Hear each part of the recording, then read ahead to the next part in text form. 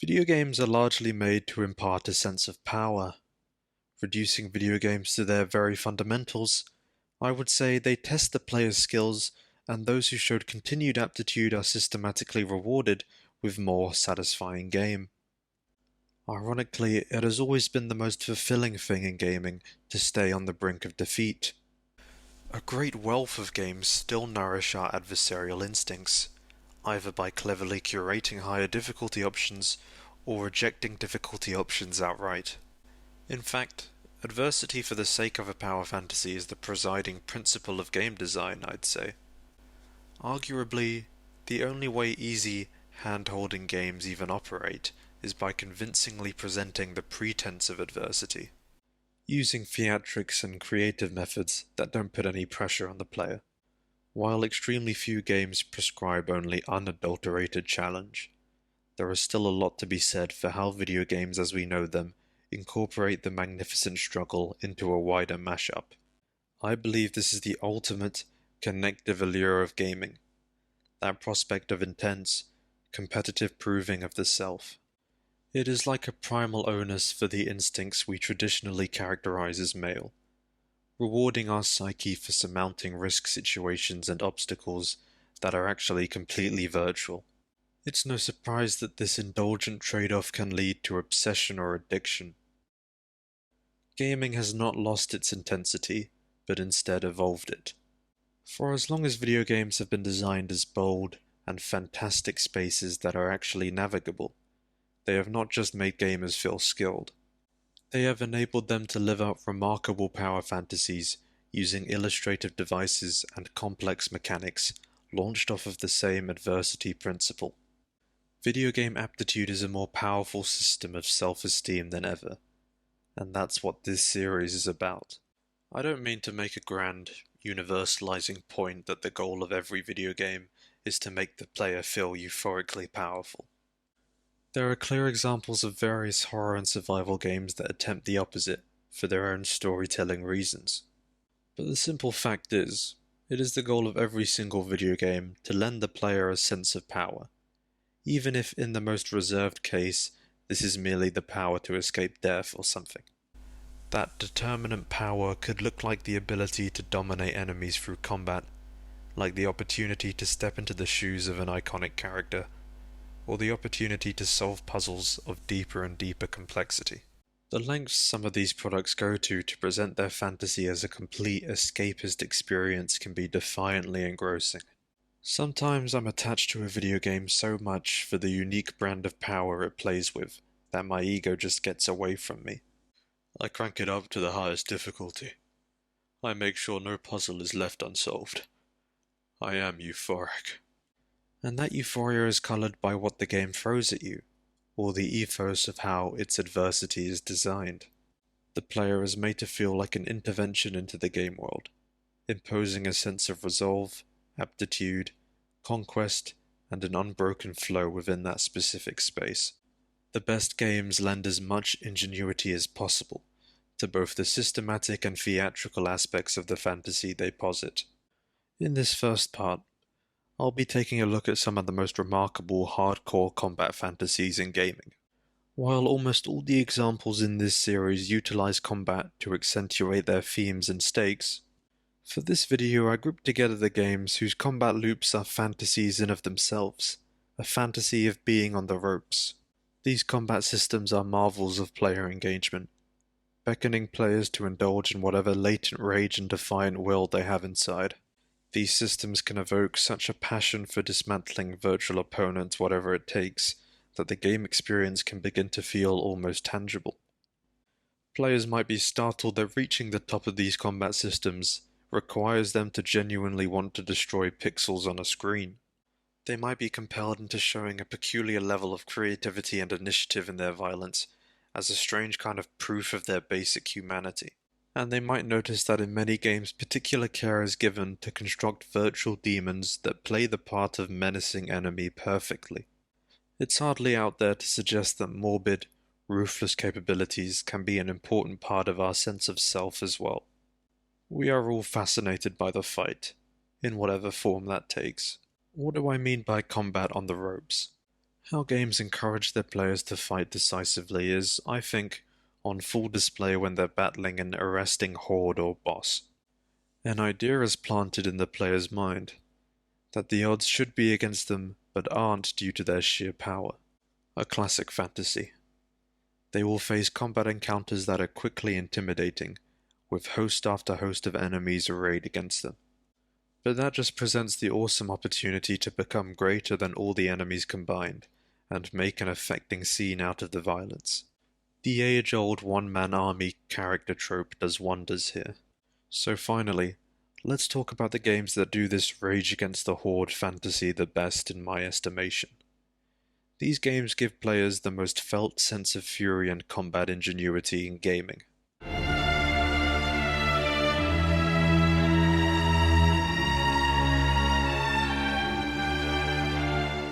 We're starting strong. Bloodborne is a legendary video game for a reason. It's a thematic masterpiece. Its every part centering on the idea that supremacy comes at a cost. Simply put, in Bloodborne, blood is ominously important. It's paramount in the story of the world.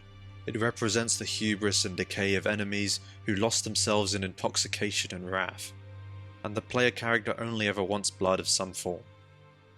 The setting, Yharnam, saw blood as a cultural benchmark in its day, a delicacy to drink as an alcoholic substitute, or transfuse in holy ritual to perform healing miracles. And for the top academic echelons of society, blood was the object of study, the medium through which literal Lovecraftian beings from a higher plane of existence could communicate their thoughts and power to civilization. Our whole universe was in a hot, dense state that nearly 14 billion years ago expansion started. But closeness to the gods comes at a gross price of transformation, a terrible dehumanization, and the player quickly finds that the only meaningful interaction they can have with the transformed is to slaughter them. Bloodborne captures the hopelessness of the Lovecraftian question. If chaotic, abject beings represent the highest life forms the cosmos has to offer, then what does that suggest about the nature of the universe and the creatures below?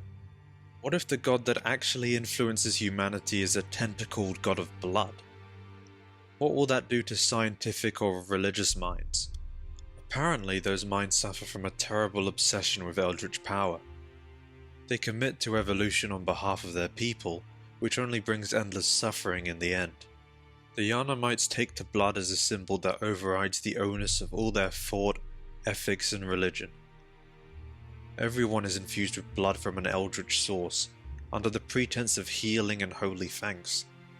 Let us partake in communion, and feast upon the old blood. Our thirst for blood satiates us, soothes our fears. Seek the old blood. Nah, I'm gonna do my own thing. The horrible truth of nature is revealed only when everyone in Yharnam begins transforming into rabid beasts with no memory of who they once were, as if struck by a plague. This is what the combination of man and god looks like, suggesting something terrible about both the nature of the gods and the nature of man.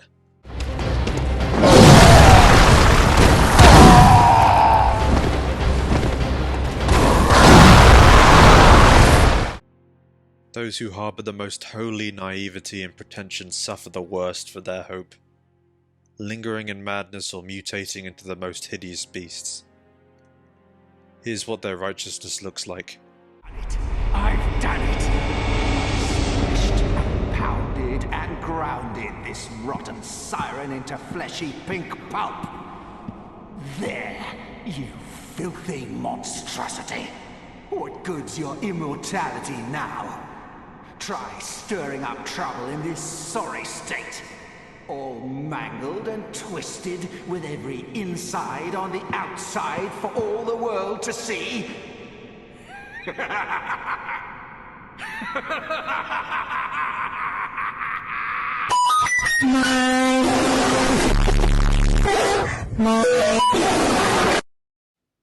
And here's what Ascension looks like.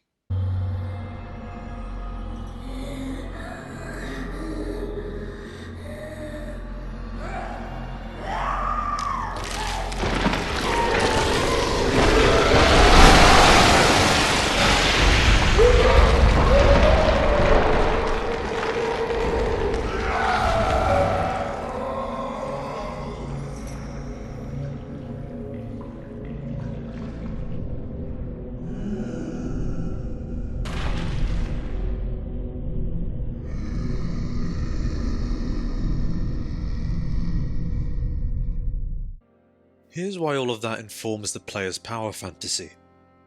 The suffering, tainted state of the world the player intervenes in gives them a sense of supremacy and urgency in all the violence they commit. Not only that, the player has a decisive role to play as a hunter.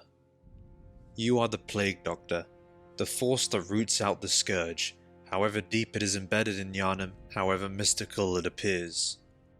Item descriptions emphasize that it is the hunter's way to purify beasts through fire and blood, and to act as an executioner for the poor foregone monsters. The few fellow hunters you meet along the way are only sure of one thing, and that is their right to hunt. Aha! You must be the new hunter. Welcome to the hunter's dream. This will be your home for now. I am Gairman, friend to you hunters. You're sure to be in a fine haze about now, but don't think too hard about all of this. Just go out and kill a few beasts. It's for your own good. You know, it's just what hunters do. You'll get used to it. I am Volta, Master of the League. Members of the League cleanse the streets of all the filth that's spread about during the hunt. Like any half-decent hunter ought to, you know? Haven't you seen enough of these wretched beasts, freakish slugs and mad doctors? Sentence these fiends to death with the help of your League confederates. What do you say? But you are a hunter, and we'll see soon enough that on a night of the hunt, no, on any night, nothing out there deserves to live. They have a long and storied institutional history, and despite the fact the plague has overwhelmed society completely, nothing has changed. The hunter is still here to clean up after civilization's mess. They still represent humanity's last fighting chance against the corruption of the gods. To that end, your power is limitless and brutish. The grander lore is just another thing the hunter will have to work through. Just another memory of Yharnam's tragedy to beat down into a pulp. You will put down gods even, merely to reclaim some of humanity's lost dignity. This game can be quite the horror show, given that its environments are designed to be oppressive, and the enemies are a case in body horror that all want to eat you.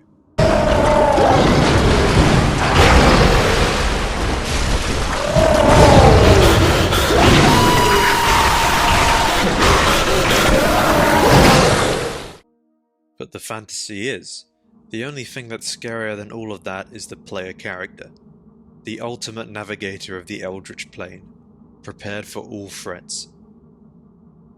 In other words, the player is compelled to bury an entire god-addled civilization just because it's what hunters do. That makes it badass. It's a power fantasy that is wonderfully emergent, fitting with that particular Yharnam madness. And the killing of gods is a pretty striking fantasy that 3 of the games on this list exploit.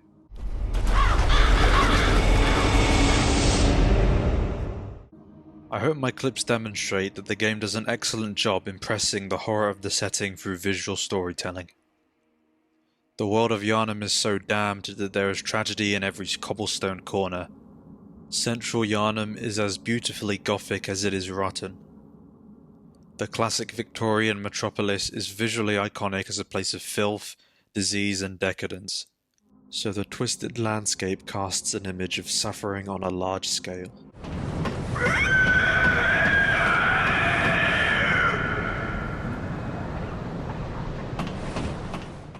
The audio design is a perfect, eerie companion for the visuals. It encourages a fantasy of purification. The slaughter of beasts is like a palliative for the afflicted, and a barrier against the spread of the epidemic. The player is a mercy killer. The game begins in a blood clinic, which immediately makes the perversions of Yharnam clear, as blood is a medium that confuses life and death, restoration and disease. Trends in enemy visual design communicate the horror of the godly influence upon them. as they become cryptic, grotesque vessels for an incomprehensible old one. And audio design does a great job impressing how woefully confused these once people have become.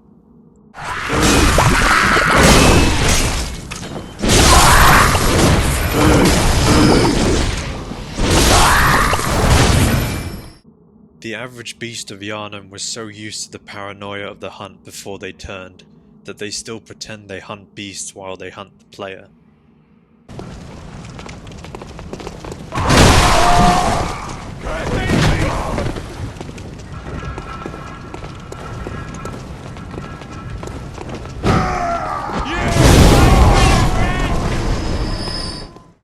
Aesthetic is deeply important to this product. You may notice the sound effects for menu selection are either a page-turning sound or bloody slashing sound.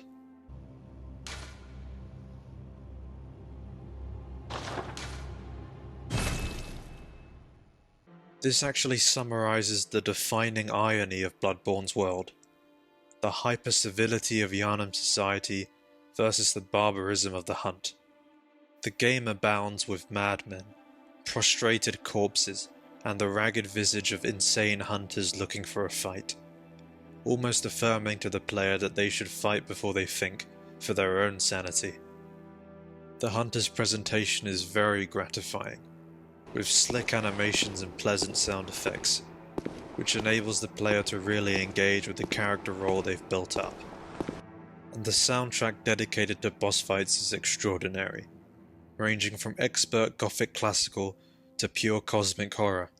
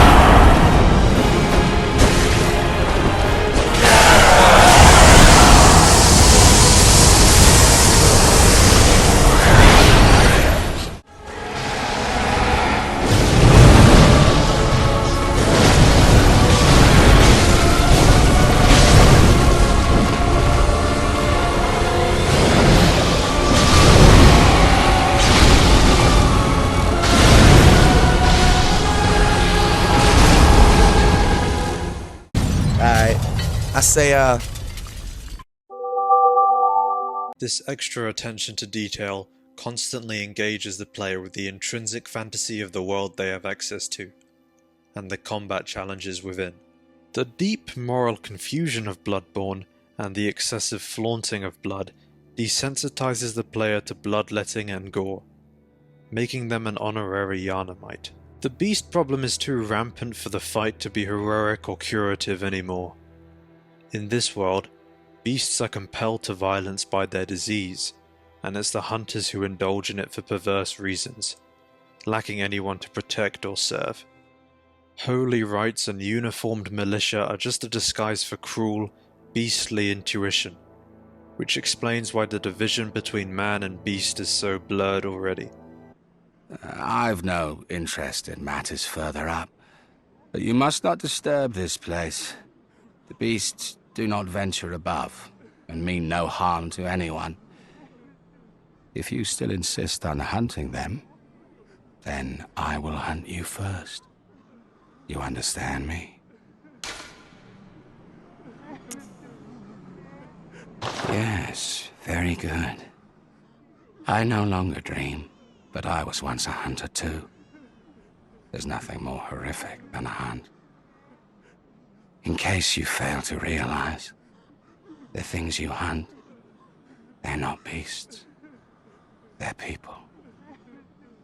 One day you will see.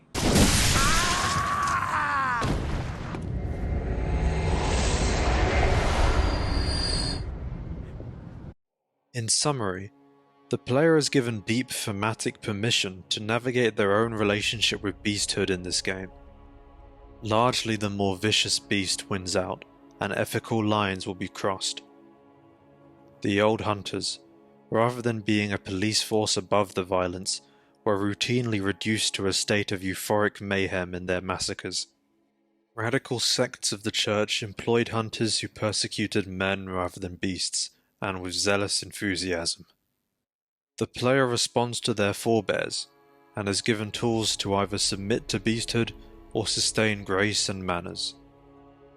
I should also mention that deeper lore suggests the hunter exists as the kin of their own god, a god of the hunt. There is a presence in the moon that watches over the night of the hunt, and approves of the extermination, perpetuating hunters' violent struggle in an eternal dreamland that allows their wrath to run rampant against rival gods. We don't need to overthink this aspect. It just adds an optional layer of introspection and meaning onto an already vivid power fantasy. So canonically, the whole game takes place in a mixture of dreams and nightmares. Everything there might as well be real, but they're also products of a collective psyche, representing more than themselves. It's a lucid dream brought to life that allows you to fight perfect combat against the most creatively monstrous creatures, as an eternal representation of man's intolerance. You are not dreamed up as all-powerful, but as a representative of all hunters, returning from death time and again until finally every beast lies dead. It will forge you into the best hunter you can be only for its own eldritch purpose, and proves that your devotion to the cosmic struggle is an inescapable fact of existence. That is Bloodborne.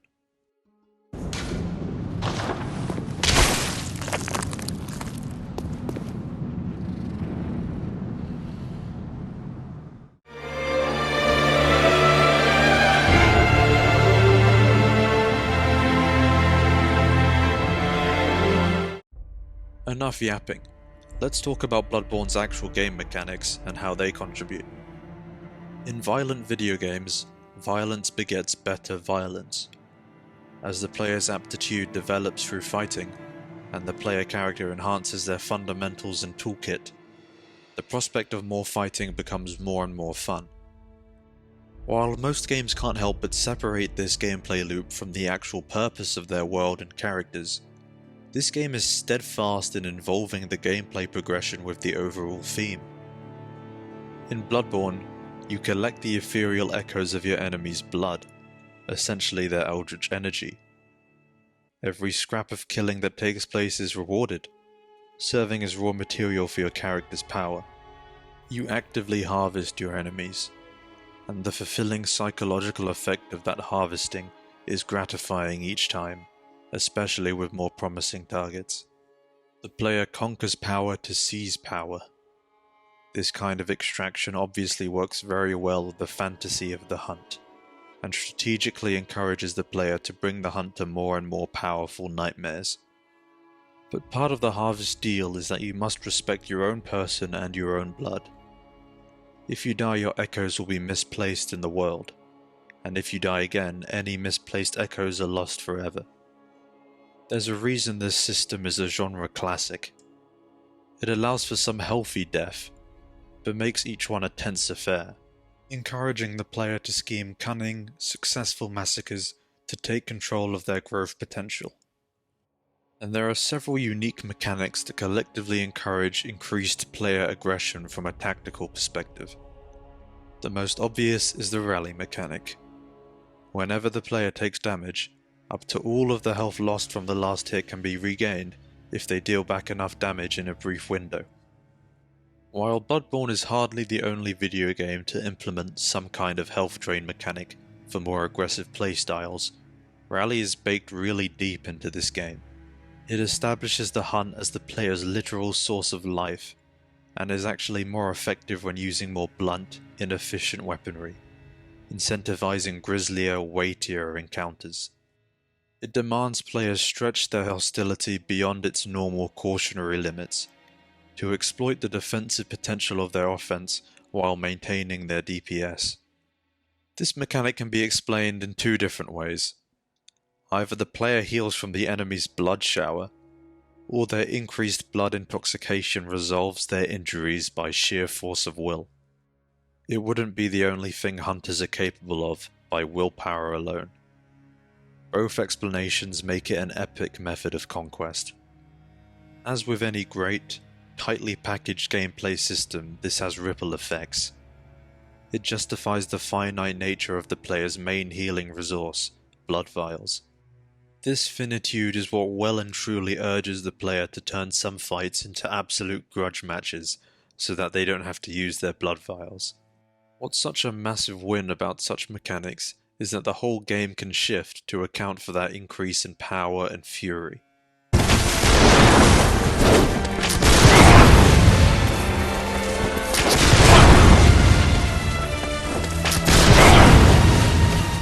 Oh my god, it's Albert Einstein!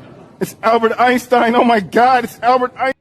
Because that heal mechanic is forgiving, enemy attacks are not, and the player is expected to survive through ruthless, snappy attacks rather than feel cheated by them.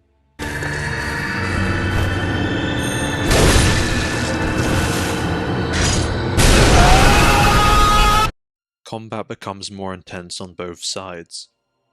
The player's healing consumable is kept finite, but also very efficient, while their evasion capability is awesomely nimble, making closing gaps extremely easy. The interesting thing about Bloodborne's quick-step dodge is that it only works properly when you lock onto an enemy. The player is encouraged to focus down all enemies as soon as possible, as if this is when the hunter is most excited. The extra intensity is invaluable to the power fantasy, as it enables the player character to demonstrate a ravenous persistence in their hunt. These mechanics also make the health and stamina stats extremely rewarding and engaging upgrade paths, facilitating further use of rally and quickstep. That ensures the hunter feels ferocious to play, but they feel resourceful and combat ready thanks to the trick weapons. Every one of Bloodborne's primary weapons can transform between two forms or states, and you can equip two. Having 4 separate pristine combat forms available at all times makes you feel like a combat champion, able to adapt to any kind of encounter.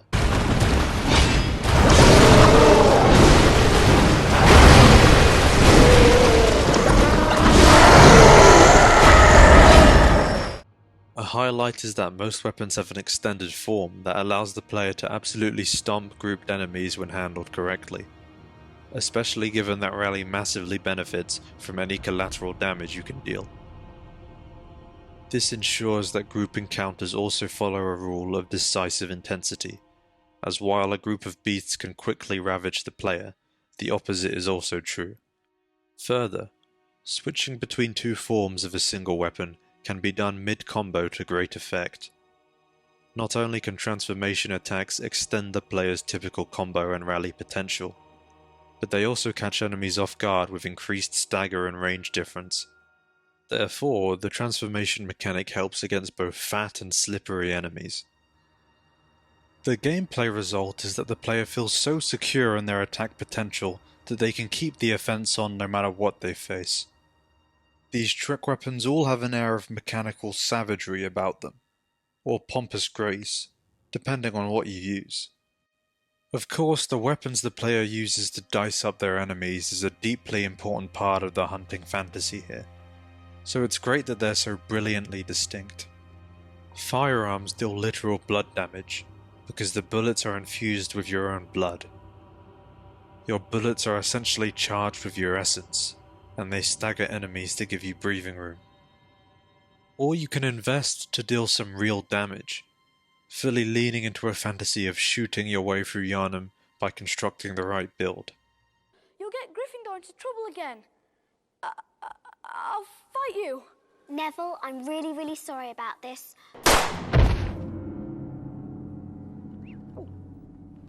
You're a little scary sometimes. You know that. Brilliant, but scary. Meanwhile, your weapons can be upgraded using bloodstones formed from congealed enemy blood, similar to the blood gems that provide stat bonuses. The blood has officially been born. The game's efforts to make blood omnipresent as a utility and symbol in the game makes the whole experience of it mortal and dehumanizing. reminding the player they are in a nightmare that cares only for violence. Everything is blood for blood, and the death of things is a treasure.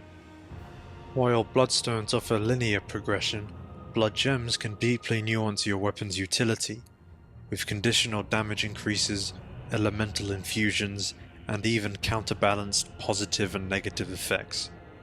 If all that wasn't enough, the parry in this game is one of the nuttiest in gaming.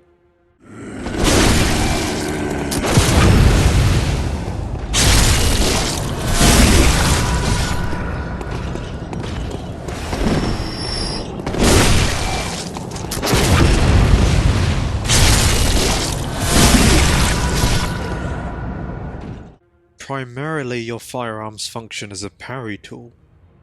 If an enemy is shot at the right moment before their attack, they are grounded and open up for a visceral attack. This counter is even more barbaric than the name suggests, as the player character drops all pretension of civility and gets their hands dirty. Viscerals can be set up from a distance, they benefit from gun damage, provide the player immunity, and deal brazen burst damage that benefits from your skill stat. They are also supremely satisfying. What's more, if the player is hurt, they give back a full rally heal like nothing happened. Some of the most imposing enemies in this game get absolutely humbled by this attack, which does give the impression that the hunter is a more effective beast than what they hunt. You can also visceral from behind by landing a charge attack on the enemy's back, if you want to get your hands even dirtier. Bloody fool! Gun to your head! Get it! As you deserve!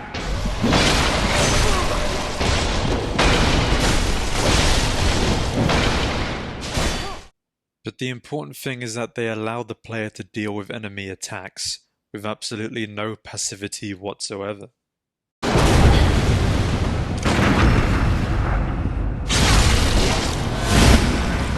Master Ligarius, in my stead. That about sums up Bloodborne's ingenious mechanics. Other things like beast blood and runes further reward player beasthood or add playstyle diversity. But there are some particular gameplay set pieces that deserve mentioning now for how on theme they are. I love that various bosses in this game can have their limbs broken and their frames staggered for visceral opportunities.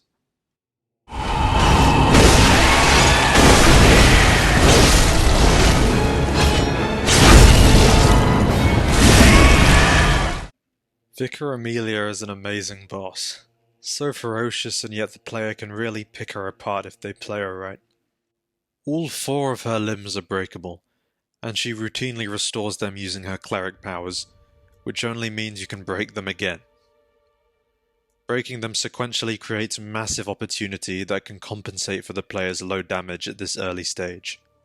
Ludwig and Lawrence boost this aspect to 11, as their limb weaknesses are basically the only silver lining of their harrowing boss fights.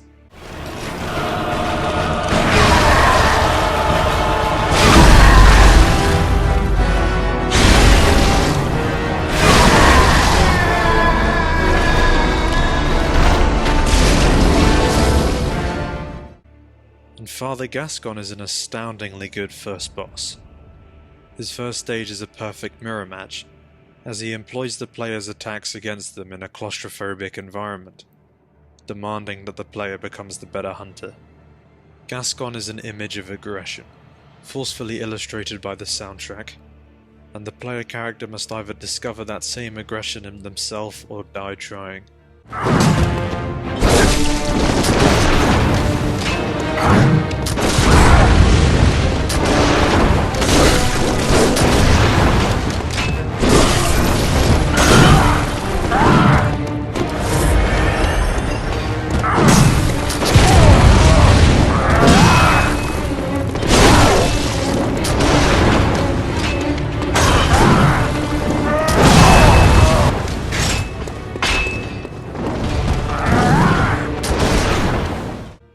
The revelry the boss shows in their blood-drunken state and their sudden transformation into a full-on beast confronts the player with the tragically teetering reality of Bloodborne's depiction of humanity.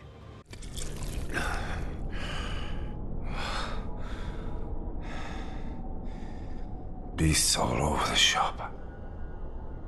You'll be one of them, sooner or later.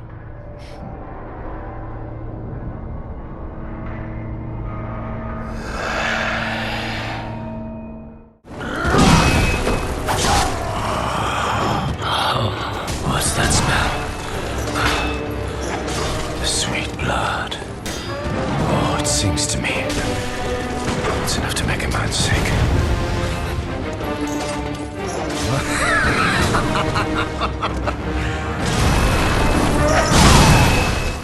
For me, Gascon's voice lines encourage the player to revel in combat in the same way. The lore clarifies that Gascon was a good, family man reduced to this, and other heroes like Ludwig are much the same. This theme leads us on to the Hunter's Nightmare DLC. The place epitomizes the best parts of this game. It's the embattled hellscape where all hunters end up, when they invariably fall completely to blood intoxication. A Tartar in place of damnation that punishes them for their sin of wrath. Again, violence is not just in player combat, but a pathology infused into the very environment and the old hunters. They are screaming, thunderous enemies, locked in battle with beasts that cower at the sight of them.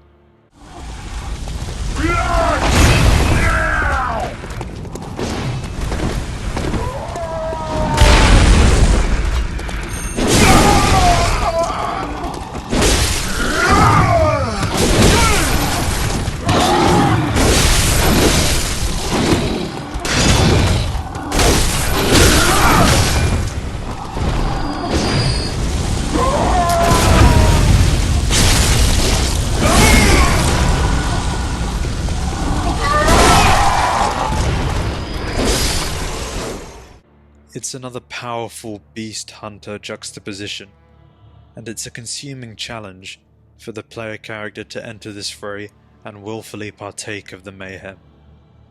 But it's also a unique opportunity for the player to learn to exploit enemy over aggression, and can offer great loot early in the game.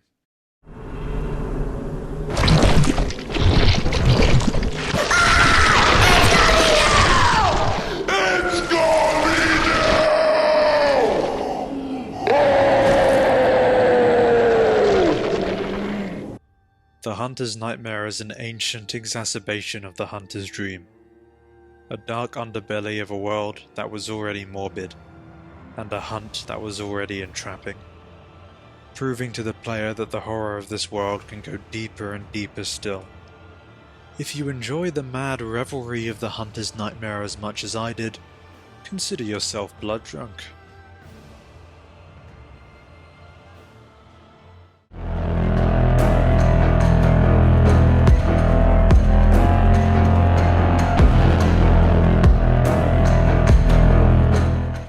Sifu is a charming, constantly engaging hand-to-hand fighting game that makes use of the best aspects of pop culture martial arts. It deals with its cinematic inspirations in a refreshingly direct and bold way, setting up a sleek and stylish revenge mission against a team of assassins straight out of Kill Bill. The game isn't really effective at sustaining a narrative. Any character interactions you do get are curt, and the detective board system which is supposed to help build up the world is pretty half-baked. But rich narrative drama is hardly the kind of storytelling this video game is going for. Instead, imagine the most rowdy, richly choreographed story beats of action cinema, and extend that fantasy of outnumbered combat to infinity. This kind of martial arts subjugation is a story in of itself. Sifu is designed to recreate the amusingly tenacious combat scenarios of Kung Fu cinema, thanks to its pendant system.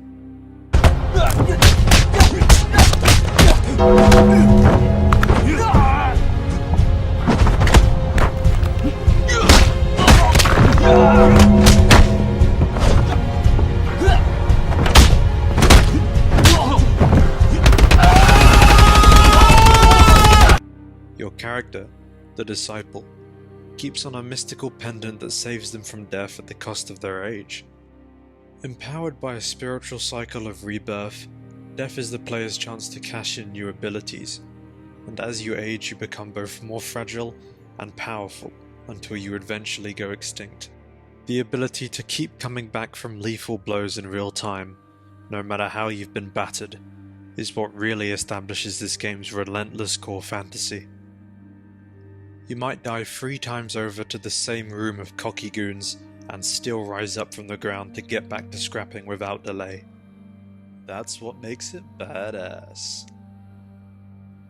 The player ages exponentially with every death, and when they exceed age 70, the next death puts them down for good. It's such a fascinating way to build stakes. As your margins for failure become thinner, so does your power increase as your appearance becomes more venerable. This system has a great way of giving the player extra emotional initiative in their fight. The pendant reveals the disciples' revenge mission is grim enough that they are willing to sacrifice fragments of their own life just to take their targets down with them. It's a strong allegory for how trauma and revenge can eat at a person's existence and purpose. They're also putting all their martial pride on the line as well, as by aging they learn a lifetime's worth of martial arts, all of which is immediately reinvested into the fight. The allegorical, transcendent aspects of this system are clearly quite dear to the developers, as emphasized in the slick live-action trailer. 我父亲曾经告诉我，真正的错误是学不会吃一堑长一智。你以为我是臭要饭的？我这3年就是想等一个机会，争一口气，不是想证明我了不起，我是要告诉人家我失去的东西，我一定要拿回来。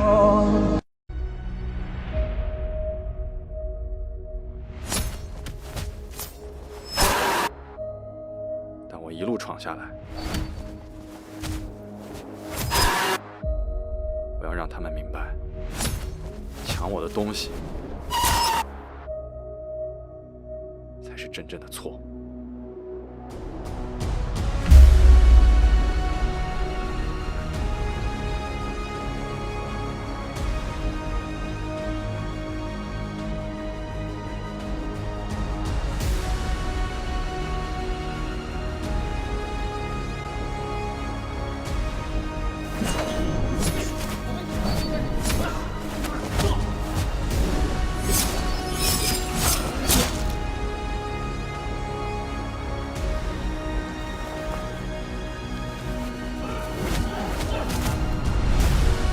致命的过失，都让我重获新生，也让我付出时间的代价。我要在有限的时间里完成我的使命。Of course, this trailer also makes the developers' cinematic aspirations even more transparent.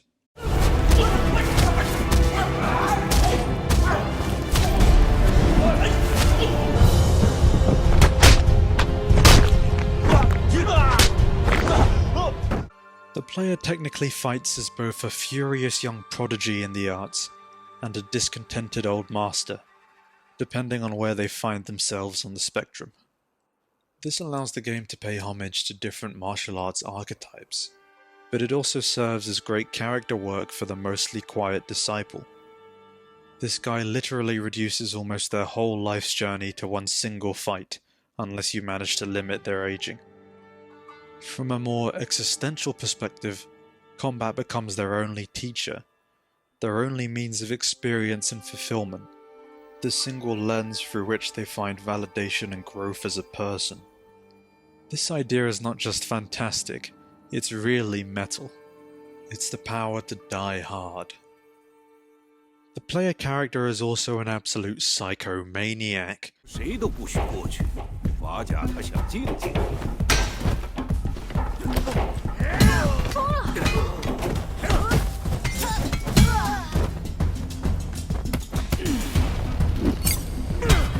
我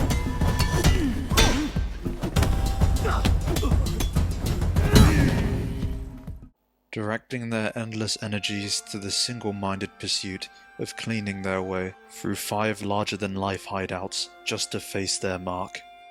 Their dialogue reinforces this, suggesting they are completely indifferent to all the grunt enemies they face and all the supernatural elements they encounter.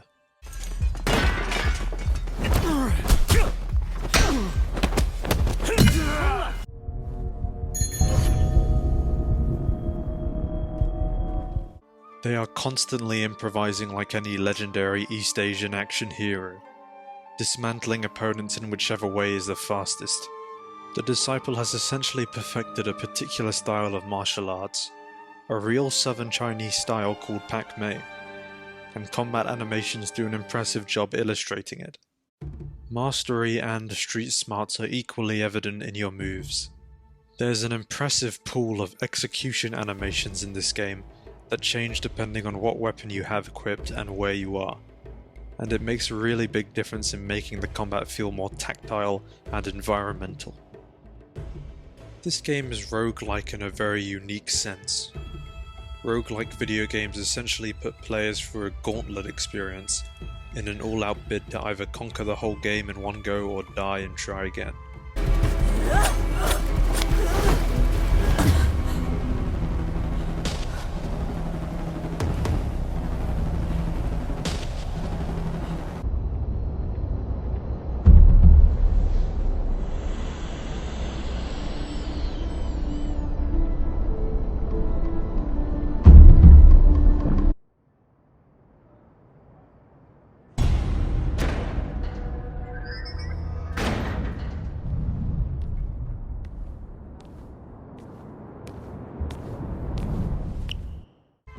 To be honest, systematically this game is a poor roguelike, as the player has easy access to level select, which really muddies the water in terms of what player progression is saved where and the stakes of a given run. However, there are 2 ways the game fantasy really benefits from its genre. One is that you can complete the game in an uninterrupted run, emphasizing still the sheer relentlessness of the player's mission as they tear their way through a whole city in a single night, facing down targets despite all the aging they go through. The other is that the stages work really well in tandem as spaces of increasing awe, puissance and spiritual depth. The minimalism of the roguelike format allows the developers to construct but a handful of consecutive stages that serve as noticeable, blood-pumping ramps in difficulty, and it ensures they distinguish themselves and complement each other perfectly. The player first attacks a gang district, then a martial arts club, a guarded art museum, a shadowy corporation, and finally a health retreat serving as a front for the lead conspirator. From a basic perspective, these are spaces with ever more intimidating muscle and powerful targets, but these spaces also keep ascending in order and tranquility. They each present a different elemental theme attached to the target residing there. They become more and more spiritual and duplicitous. They each represent a part of the disciple's past or identity at increasing levels of intimacy, and the groups that are attached to the target appear more and more zealous and cult-like. The player descends into these thematic depths, just like they would descend the literal depths of other roguelikes such as Spelunky. The expectancy and layered tonality of this approach is really exciting. From a nuanced perspective, the game forces players to consider that they are making their invasions into cultural, spiritual dimensions, which will die along with their targets. This game is undeniably at its best when it applies a kind of magical realism to these locations with abandon. The museum stage is the greatest standout and by far my most replayed level, but all the level environments after the first play with their creative theme in a vivid way.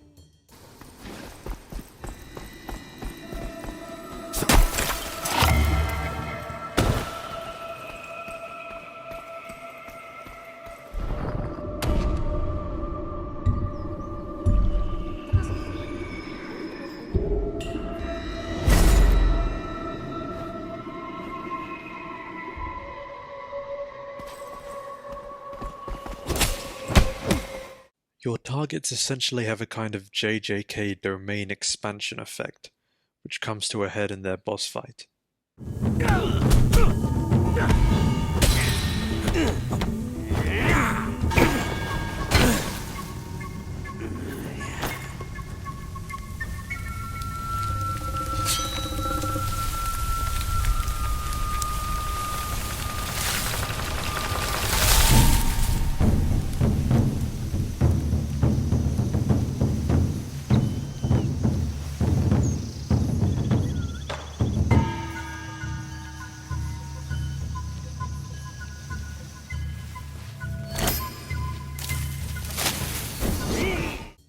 The music does a great job incorporating audio into said domains as well as visuals, and conveys the deep threat and antagonism of those spaces, fueling the player's wrath like the greatest combat-oriented games do.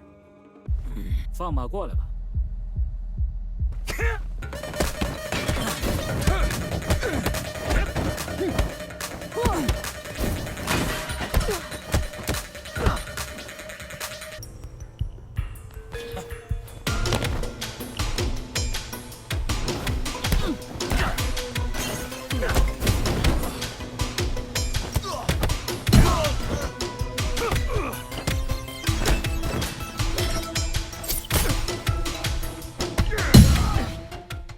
These prevailing trends in the level design make the gravity of the player's destruction slowly but surely more obvious, leading to a satisfying and humbling final conclusion that maybe the bad guys deserve mercy. So, in deference to some Chinese cultural and kung fu principles, the player gets an option between bad and good moral choices. They can either kill their targets as normal, or apply defensive offense in order to force them to submit.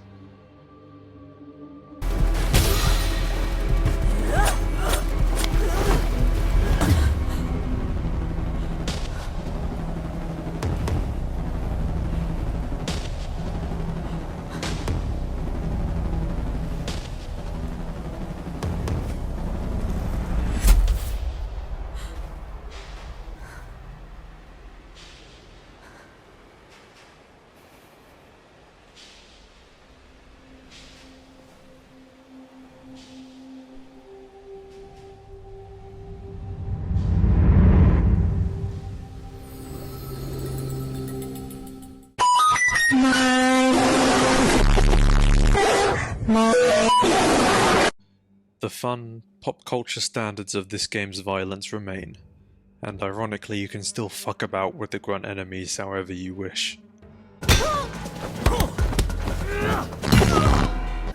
It seems the developers wanted the best of both worlds, to present an image of martial arts enlightenment and iconic violence at the same time. And why the fuck not? They did a really good job delivering on both. You might be thinking it's counterintuitive to the combat euphoria fantasy for the themes of the game to give the player pause and uncertainty about their violent mission. But I'd argue the extra moral gravity is what makes the Sifu fantasy the most cognizant one on this list. That Sun Tzu style lesson of peace being gained through decisive violence only exacerbates the stakes and authenticity of your martial arts, as the targets represent aspects of the player character's own spirituality. By showing them merciful martial arts, the player affirms their combat through justice, giving the violent fantasy a more majestic touch. But let's talk about that more fun half of the game. The first stage sets the appreciative tone of this game by paying homage to two different titans of iconic Asian cinema, the Raid and Old Boy. The squats are the grimy level of the game, harnessing the aesthetic grotesqueries and street filth of both those movies. The whole set piece is essentially tailored to be the same as the Raid, as the player infiltrates a rundown apartment block in the heart of gangland.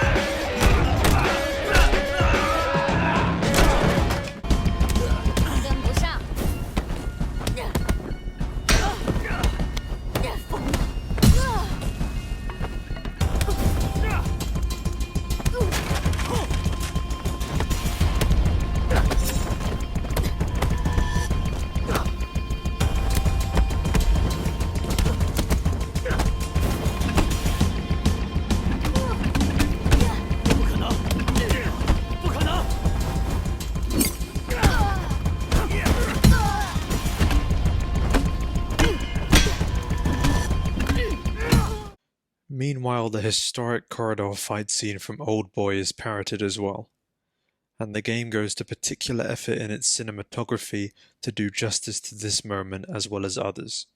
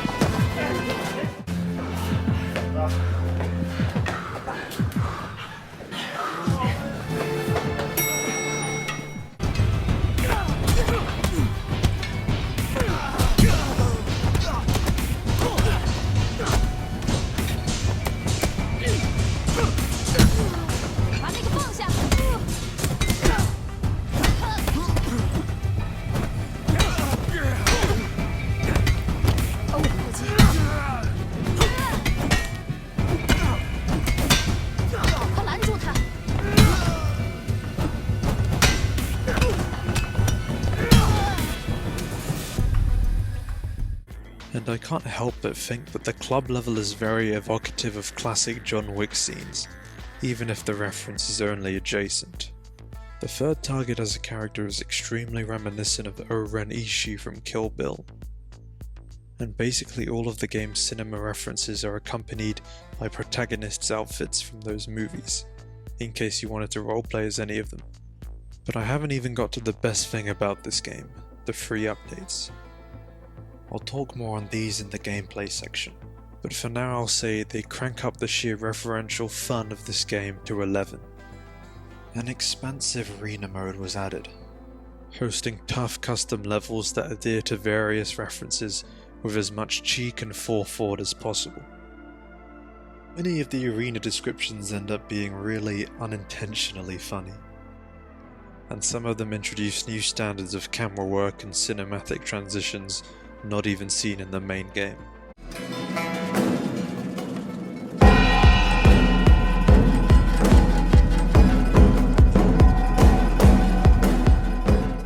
Sifu's gameplay involves some seriously saturated combat encounters, and enemies have no qualms attacking you simultaneously in the middle of your animations or from far away. Luckily, you have the tools to shut down enemies while wailing on others. Certain attacks push enemies away, while others ground them. These can lead into follow-up attacks, but primarily you'll use them to temporarily take fighters off the board to control the makeup of any given encounter. There are command attacks to do this quickly, or combo finishes that allow you to give unoccupied enemies a surprise punt without interrupting your beatdown, a bit like Batman Arkham. The way you can spin to redirect and sometimes change the effect of basically any attack in your kit is really fun.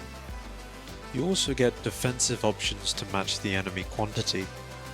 The game has a structure system akin to Sekiro. By that I mean both enemies and the player character have a structure bar parallel to their health, and neither wants to run out of structure, least of all the enemy. That's when they open up for an execution finisher.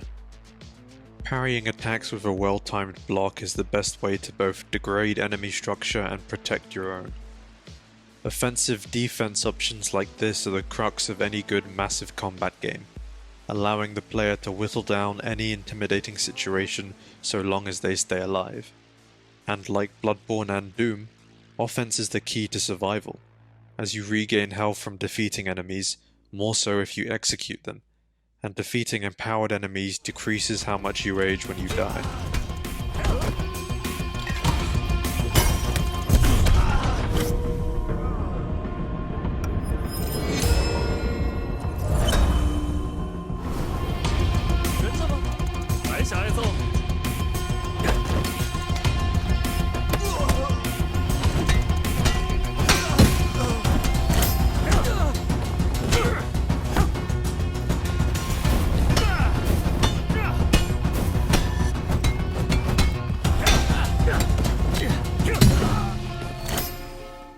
I'll reiterate that this style of healing is awesome, as the player is encouraged to be ruthlessly decisive in how they dismantle enemies, and as compensation enemies can also dismantle you.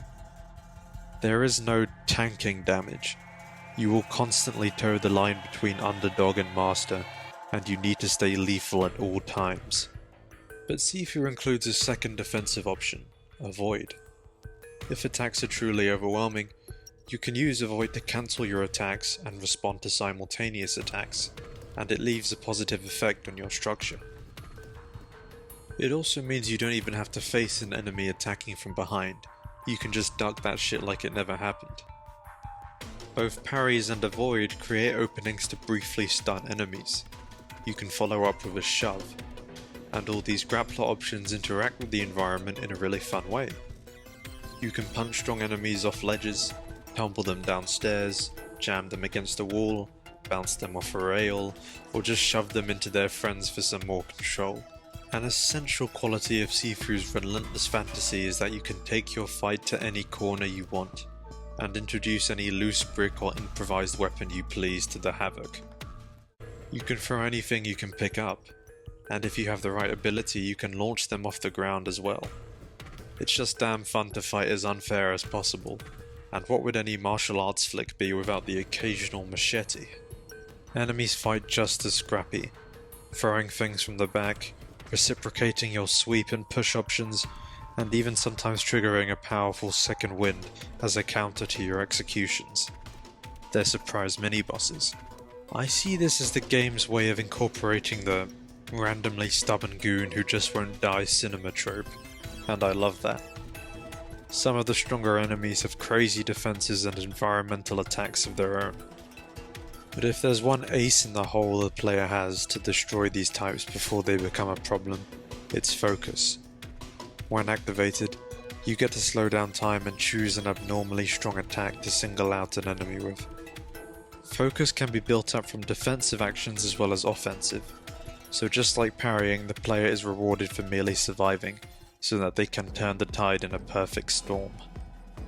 I find that taking a break from the standard pummeling fare, however skillful that all is, to spontaneously decide one bloke is simply in the wrong place at the wrong time is immensely satisfying. Big reaffirmation of the player character's most terrible capabilities that fortifies the overall fantasy. Ability progression in this game is really rewarding. I'd say your unlocks are actually too important, and you're heavily incentivized to permanently unlock them all ASAP rather than tie them to runs. That introduces another problem with the game's roguelike elements. Either way, the skills are great for how expanding they are. You unlock tools for interrupting enemy attacks, charging up attacks for approaching enemies, extending combos and closing at the distance.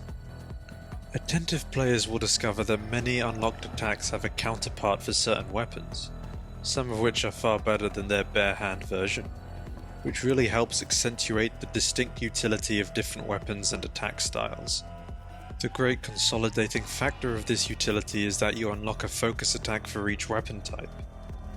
Then there are the bosses. They are the supernatural conduits of this game, and unsurprisingly they are really hard. You will probably continue your struggle to master their movesets long after you've mastered the mob combat, and I think that's nice. They are in a way what the game is all about, and the spare mechanic adds a second layer to the challenge they present. To successfully spare your targets, you have to bring them to an execution state, stare them down, then do it again without depleting their health. You effectively communicate to these characters that fighting you is fucking pointless. I love that the game emphasizes the gravity of this option by making it an extra combat challenge, rather than something you can just choose arbitrarily. It is only the most majestic combat that will finally bring you peace. But here's the thing, if there's any smaller scale combat fantasy you want to indulge in outside of the main story, you are absolutely covered. Slow Clap added and extended an arena mode for a series of free updates that are finished now. And honestly, this standalone mode is so good that the main game kind of pales in comparison. The fantasy of the game's main premise is ever important, as well as the core gameplay, but Sifu would not have been included in this list without its arena mode. Mechanics that had an awkward place in the game get to be put on a podium, creating novel gameplay dynamics that can be each enjoyed for a long time. When you combine this with the spicier presentation, the arena serves as a developing ground for new avenues of roleplay. The biggest issue it fixes is the waste of the aging system. As in the story, the player is encouraged to avoid aging almost completely as they get more confident in their abilities and their skill pool. Yet in Arena, old age or accelerated aging can be a special, engaging condition of certain levels that finally incentivizes the player to wage terror as an old geezer. 你让你的意识蒙羞。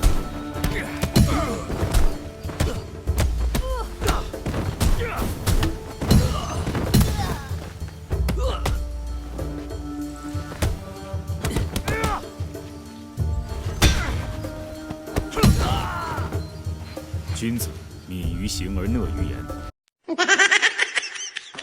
The crux of the arena is that almost every level has some kind of modifier. Different arena environments have different gimmicks and visuals, and there's a variety of objective-based level types that apply more pressure than usual. Modifiers include unbreakable weapons, enemy immunity to structure damage, negated health regeneration, things like that.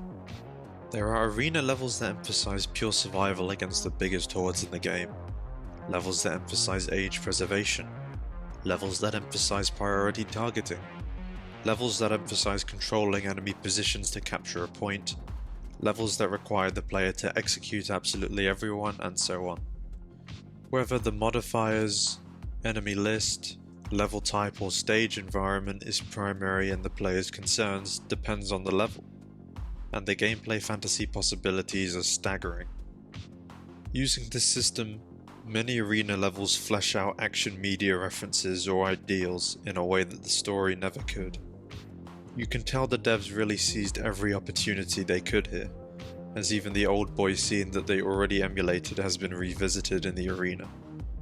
Arena mode uses homebrew combat encounters to either evoke the theme of some other piece of media, or subject the player to only the most extreme gameplay scenarios to make the most out of Sifu's gameplay loop. It has the same wild creative potential of Smash Bros. Ultimate's Spirit Board, and it's an idea of pure distilled fun that I'd love to see elsewhere.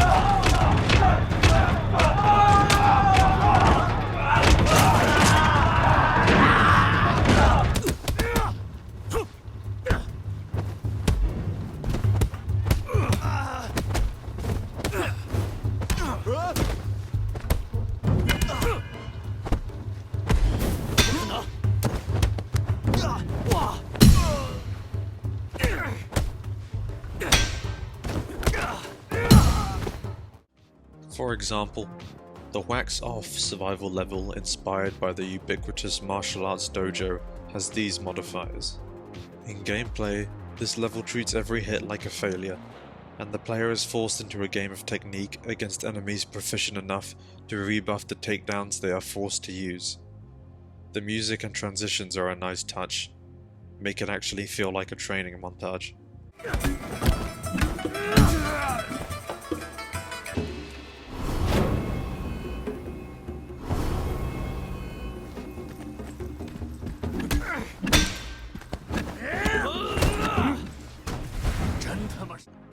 The "you do not talk about this club" manhunt level has these modifiers to make the player feel as fleshy and human as possible, and force them to whittle down a few elite enemies to the last of their health. The Agent Surge level has these modifiers to really make you feel like Keanu Reeves as you take down Agent Smith. But there are two levels which absolutely take the cake for me. The Crowd Control level has these modifiers. It is a crazy fucking mission which plays more like COD Zombies than actual Sifu. a ludicrous number of enemies come at you with unlimited aggression, but the game uses hitbox trickery to give the player a literal super weapon to ward them off. The sheer cold level goes for a similar thing with these modifiers. As the player is made more powerful, so too do they face more exciting odds, but the testicles of every single enemy is forfeit. I put my balls in your jaw, balls in your jaws. Can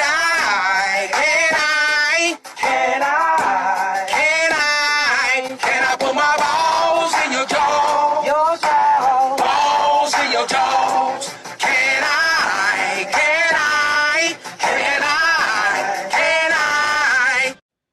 And for those still struggling with the story, there's a rush version of every single story level in the arena for practice against the bosses.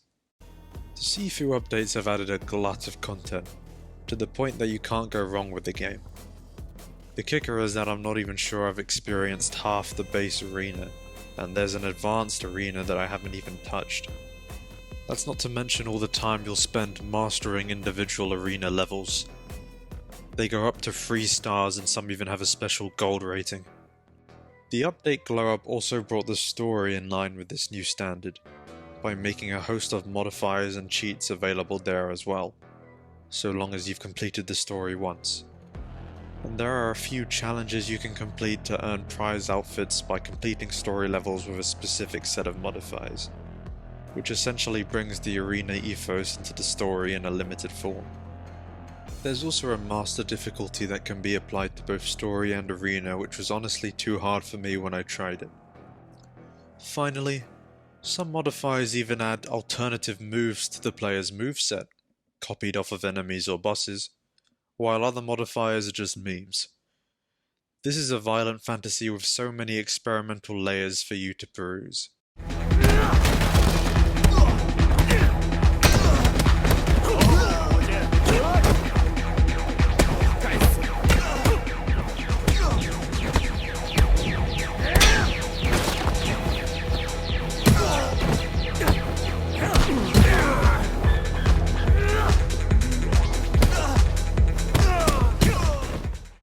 Now excuse me while I get to work on the Dragon Arena.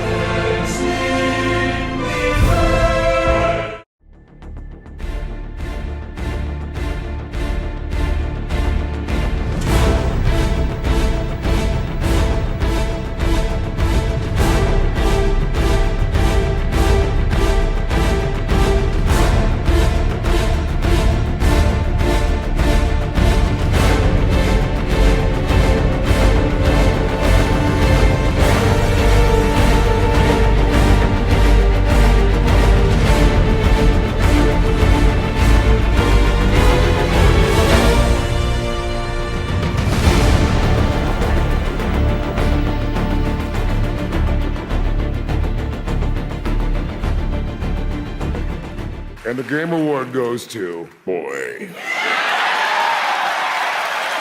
something Fortnite on Cola! Yippee!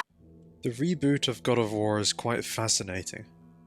Suffice it to say, this franchise is marked by its iconic, fantastic history. What we can extract from this history, for the purposes of this video, are a few things. 1.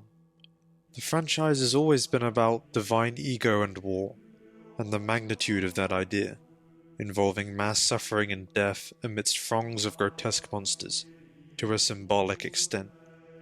2.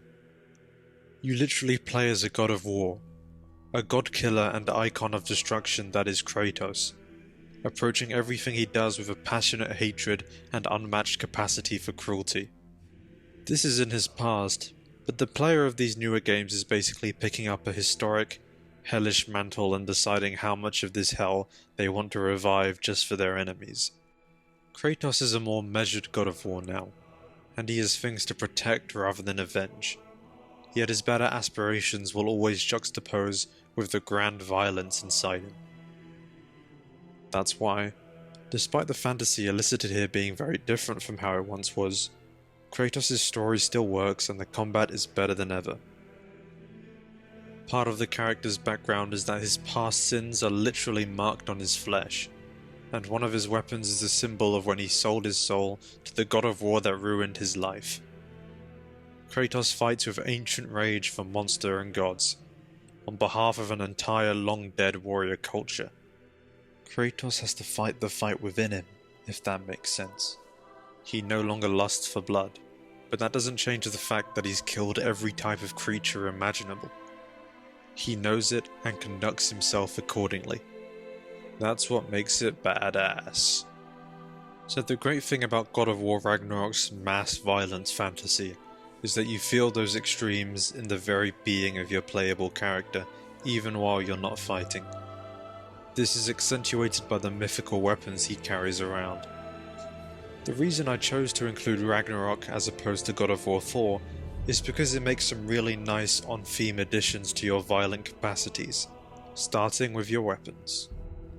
In this game you get to use 3 weapons that are all uniquely suited to Kratos because they each have distinct deep ties to him, as well as their basic distinctions. Kratos gets to be an absolutely kitted out killing machine in this game, carrying around an arsenal that can cover any situation wherever he goes.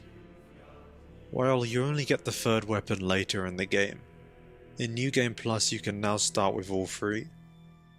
This arsenal effectively emphasizes just how much power Kratos has collected over his godly lifetime. Spartan Rage is the gameplay manifestation of Kratos' historic rage I was talking about. You could see it as him summoning his full godly power using his anger, or as him hearkening back to his roots to fight with abandon like he once did. Because we are dealing with such a storied character, just the substance of his anger is quite complex. While in this game, he gets access to different types of Spartan Rage over time, confirming this idea that his rage has multiple aspects. There's the basic fury, your classic prolonged super mode which sees Kratos ditch his weapons to beat the shit out of enemies.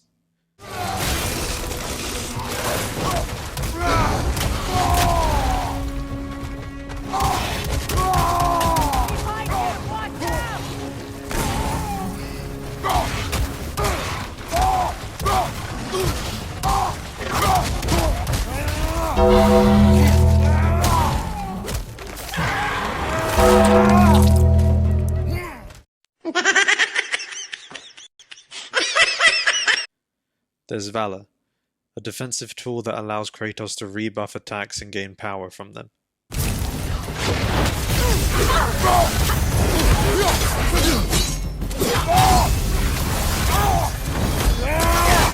Then there's Wrath, made to highlight Kratos' weapons as he uses them to deal a decisive strike to an enemy.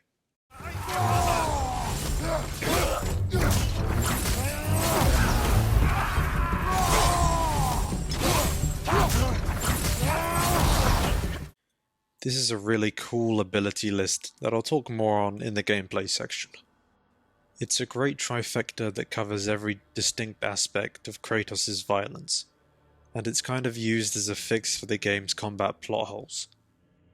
This game is best enjoyed at the height of difficulty, but it's designed so that Kratos, a literal god of war, is both very fragile to enemy attacks and measured in his own attacks.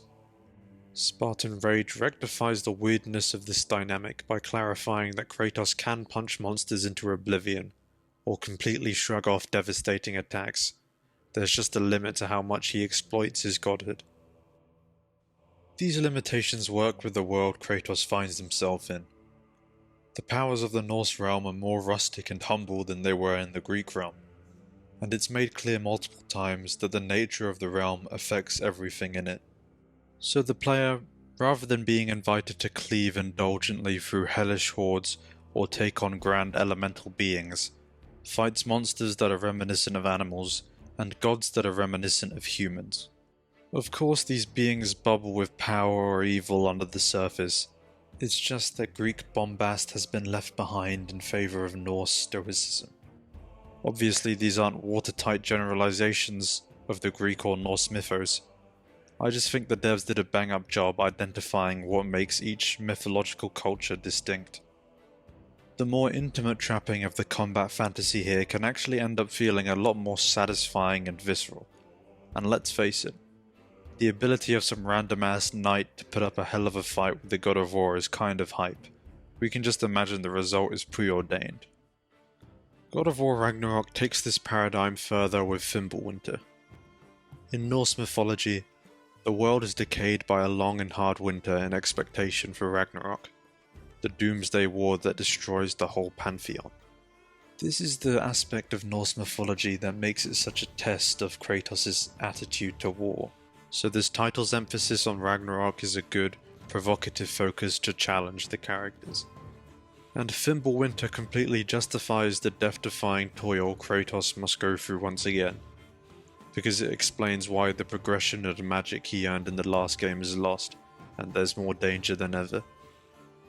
The narrative is explicit that Fimbulwinter basically exacerbates the instabilities of all the 9 realms, so every place the player revisits is significant for the increased threat there. The game is really fond of this one trick, where they show off parts of the hub world of the last game, Midgard, in a barely recognizable state, so you can see the effects of the ravenous cold. As for the realms you visit for the first time, Svartalfheim is extremely infested, and Vanaheim's ecosystem is extremely hostile. Ragnarok's starting sequence is quite cheeky, in that the whole point of it is to emphasize that Kratos has become an underdog once again. While the gods of the realm take vain enjoyment in their power, Kratos gets caught rusty and off guard by Thor.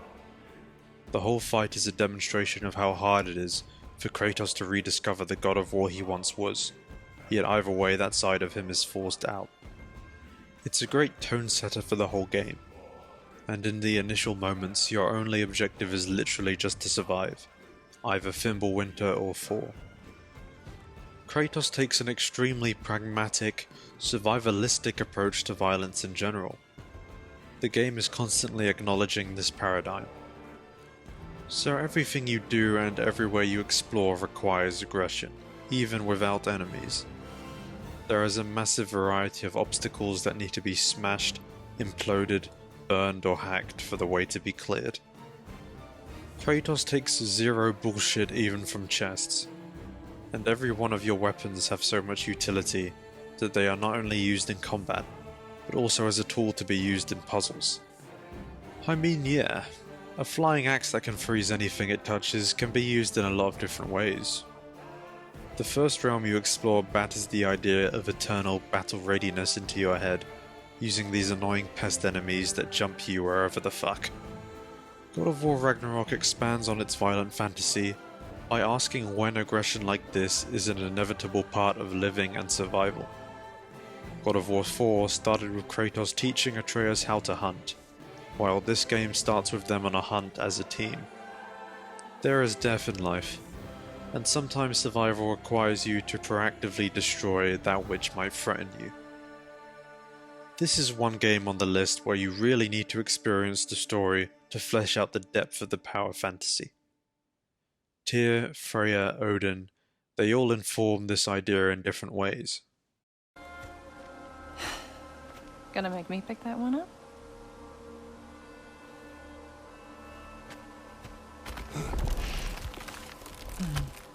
Good boy.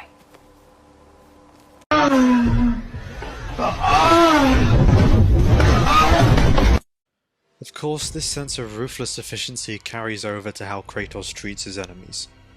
Just like Sifu, the player can execute the enemy to drive them forward upon depleting their stun meter. This game has many different execution animations for every weapon, and depending on the enemy. This is a trend of the franchise that gets a lot of fanfare. In the old games you'd get a circle execution prompt for any kind of god or colossal beast, and the judgment you passed down was gratuitously violent because Kratos was a massive dick. In this game they're brutal only because they're swift, giving the player a moment of breathing time to watch Kratos run down an enemy and dismantle it in seconds.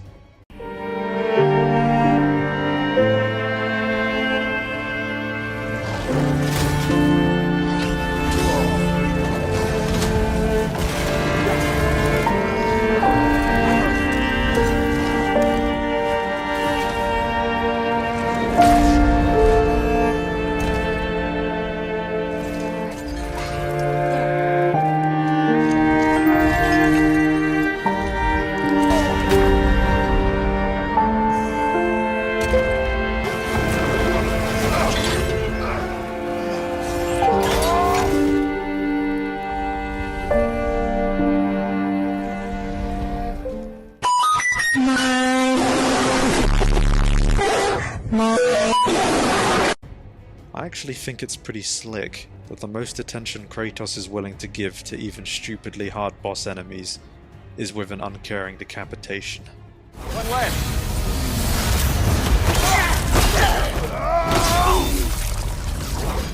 Speaking of hard boss enemies, the berserkers in this game are fucking sick. God of War 4 satiated the more hardcore gamers with a rigidly challenging series of optional boss fights against the Valkyries, culminating in a prohibitively hard Valkyrie final boss. They were explicitly designed so that you die multiple times to them before you learnt them inside out. Some of the bosses played more like puzzles, considering if you didn't respond to their movesets in the most perfect, routine way, you were dead. Ragnarok's version of the Valkyries are the Berserkers, legendary frontline warriors of a forgotten kingdom that are so hard to kill because they're already dead. Now, a lot of people seem to think these fights are worse than the Valkyries, that they're hard in a cheap way, either because they zip around too much or they outnumber you in insultingly hard battles. But I think those people are a bunch of pussies. I think the Berserkers do everything the Valkyries did and more. Their fights are presented to emphasize the sheer majesty of the league of super powerful beings you face. The enemy is made more impressive by the canonicity of their power according to the lore and exposition from Mimir. And they have just as much character as the Valkyries did, taunting and goading you in their individual way to impress just how confident they are in their power.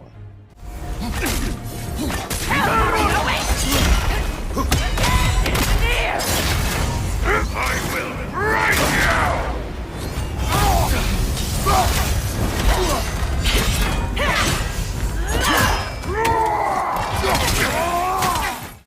I love how the Berserkers are basically just these massively callous, evil ghosts, and I like to think that it's their sheer viciousness that causes their warrior spirit to linger on until you exercise them for good. Their entrances feel so powerful and imposing, and the final Berserker fight is an absolute joy. And for anyone missing the Valkyries, there are still 3 Valkyrie boss fights in the game, including one at a post-game level. Fights with multiple Berserkers are not unfair, they are an exciting opportunity to establish dominance. The music in this game certainly has its moments. I really enjoy the more massive, foreboding tracks that play in the Muspelheim combat trials that return from the last game.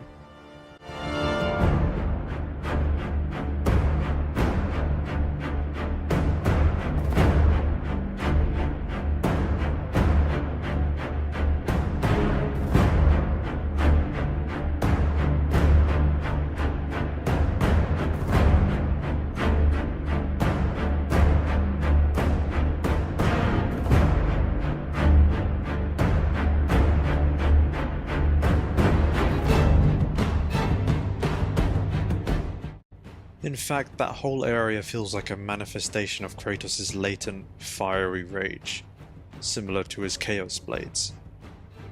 The soundtrack uses a lot of deep, trumpety tones to convey the overall stoicism of the Norse world, and the distinct character of each of the 9 realms. But I also really like the Einherjar track. It illustrates the moment in the franchise when you finally get to fight the forces of Asgard, the soldiers of Valhalla seized by Odin's power, and the music helps make moments of fighting them going forward as tense and momentous as possible.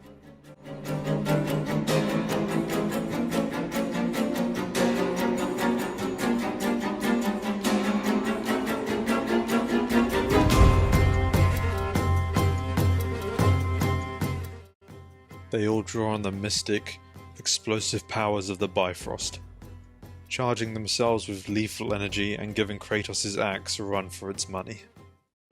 The Berserker track is cool as well. It's fucking blood pumping, though admittedly it's a step down from the Valkyries.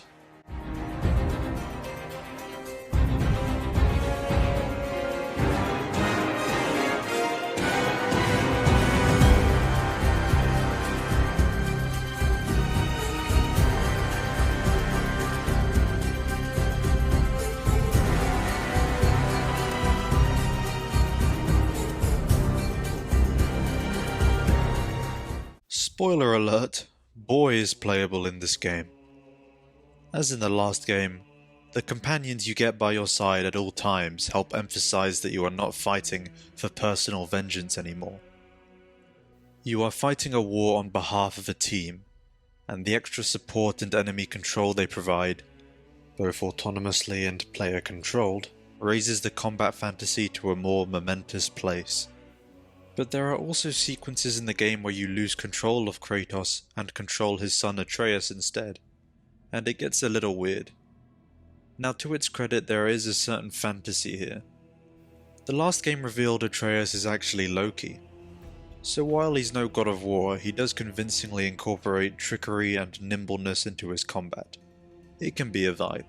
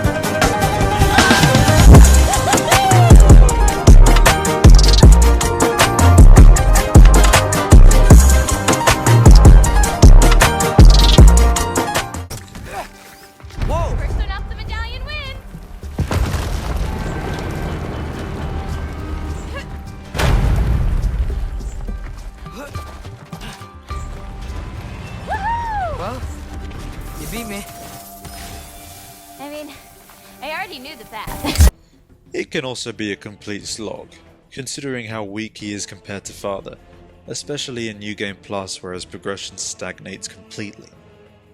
But honestly, this quirk of New Game Plus indicates to me that the devs intended for Loki to play more weak and nervous compared to Kratos. He has crafty and flashy tools to take down enemies, but he lacks real damage or power, meaning the combat scenarios the game places him in are more humbling, humiliating, or even scary. It's a juxtaposition trick. By showing that Loki struggles to take down basic mobs as a promising god himself, the game communicates from a fresh perspective just how strong Kratos is, and how important the father-son combo is. They even apply this juxtaposition to how Atreus loots chests. Not so easy, huh? Shut up!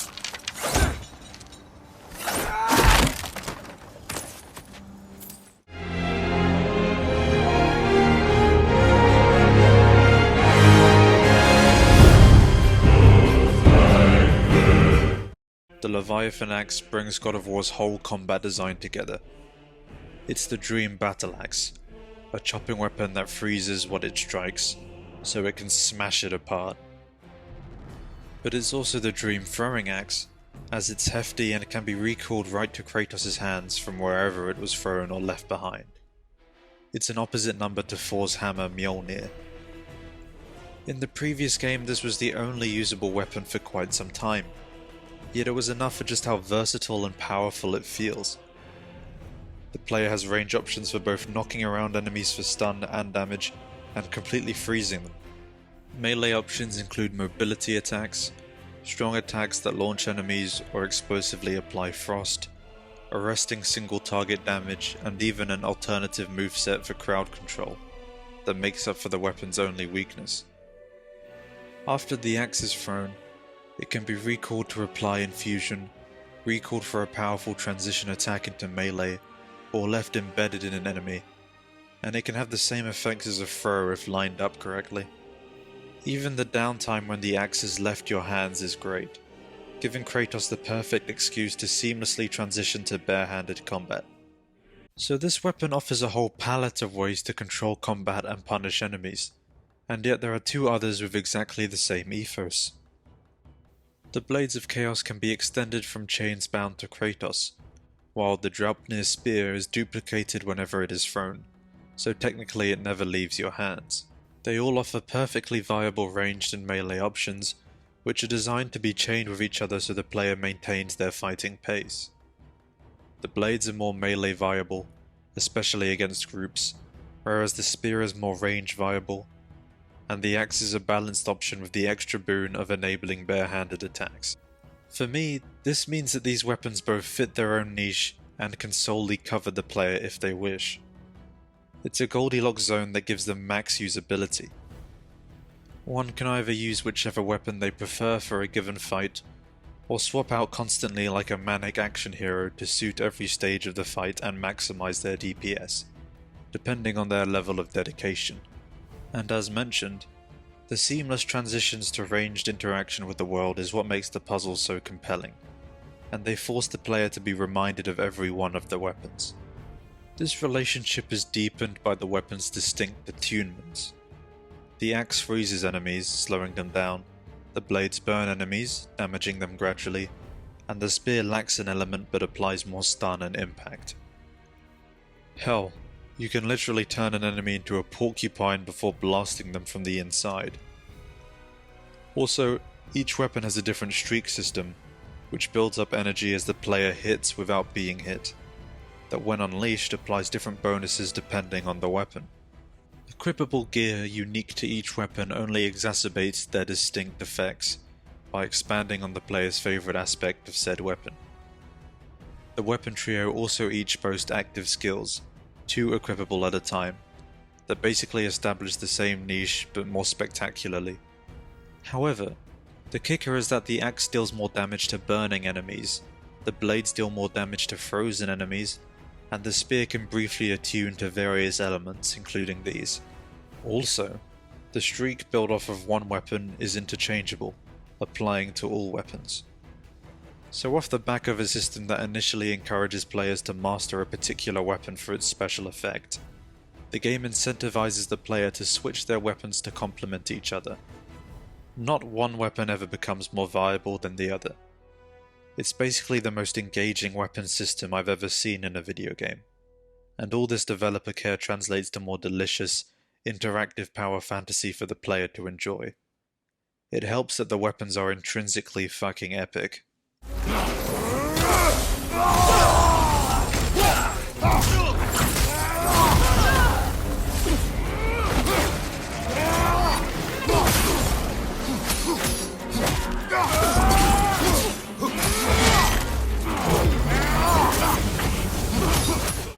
These games live and breathe cooldowns. Fundamentally, the player's greatest moves and attack potential rests all on cooldowns. Once a skill or relic is used, it can't be used again for a certain period. There are skillful ways to reduce this period, but no matter how skilled the player is, they must wait. In fact, in total there are 11 cooldowns the player may be worried about at any given moment, though they work differently. There are 6 refreshable weapon abilities, 1 refreshable item usage, your companion's arrows and their special ability, your streak cap, and finally Spartan Rage. I can think of 2 possible complaints. That this is too overwhelming and micromanagey for the player to enjoy, and that building combat around refresh times makes you feel weak, as your true power depends on waiting. Here's why that's wrong. Firstly, this ability girth is introduced to the player in a slow trickle, preparing them for the full power they will come to wield. Secondly, the player quickly gets so much ability versatility and cooldown reprieve depending on their build, that they will always have access to some ace in the hole to sustain their combat flow. For the more casual players that struggle to keep abreast of their options, they can just maximize their cooldown or familiarize themselves with the basic moveset. And certain weapon abilities as well as companion arrows are designed to come out really quickly. Speaking of, the basic moveset has an extra quirk to it that wasn't in the last game. Of course there are new and exciting moves to unlock, and the main standout is the ability to use specially infused charge attacks with your axe and blades. The quirk is that the player will rank up specific weapon skills according to how many times they've been successfully used.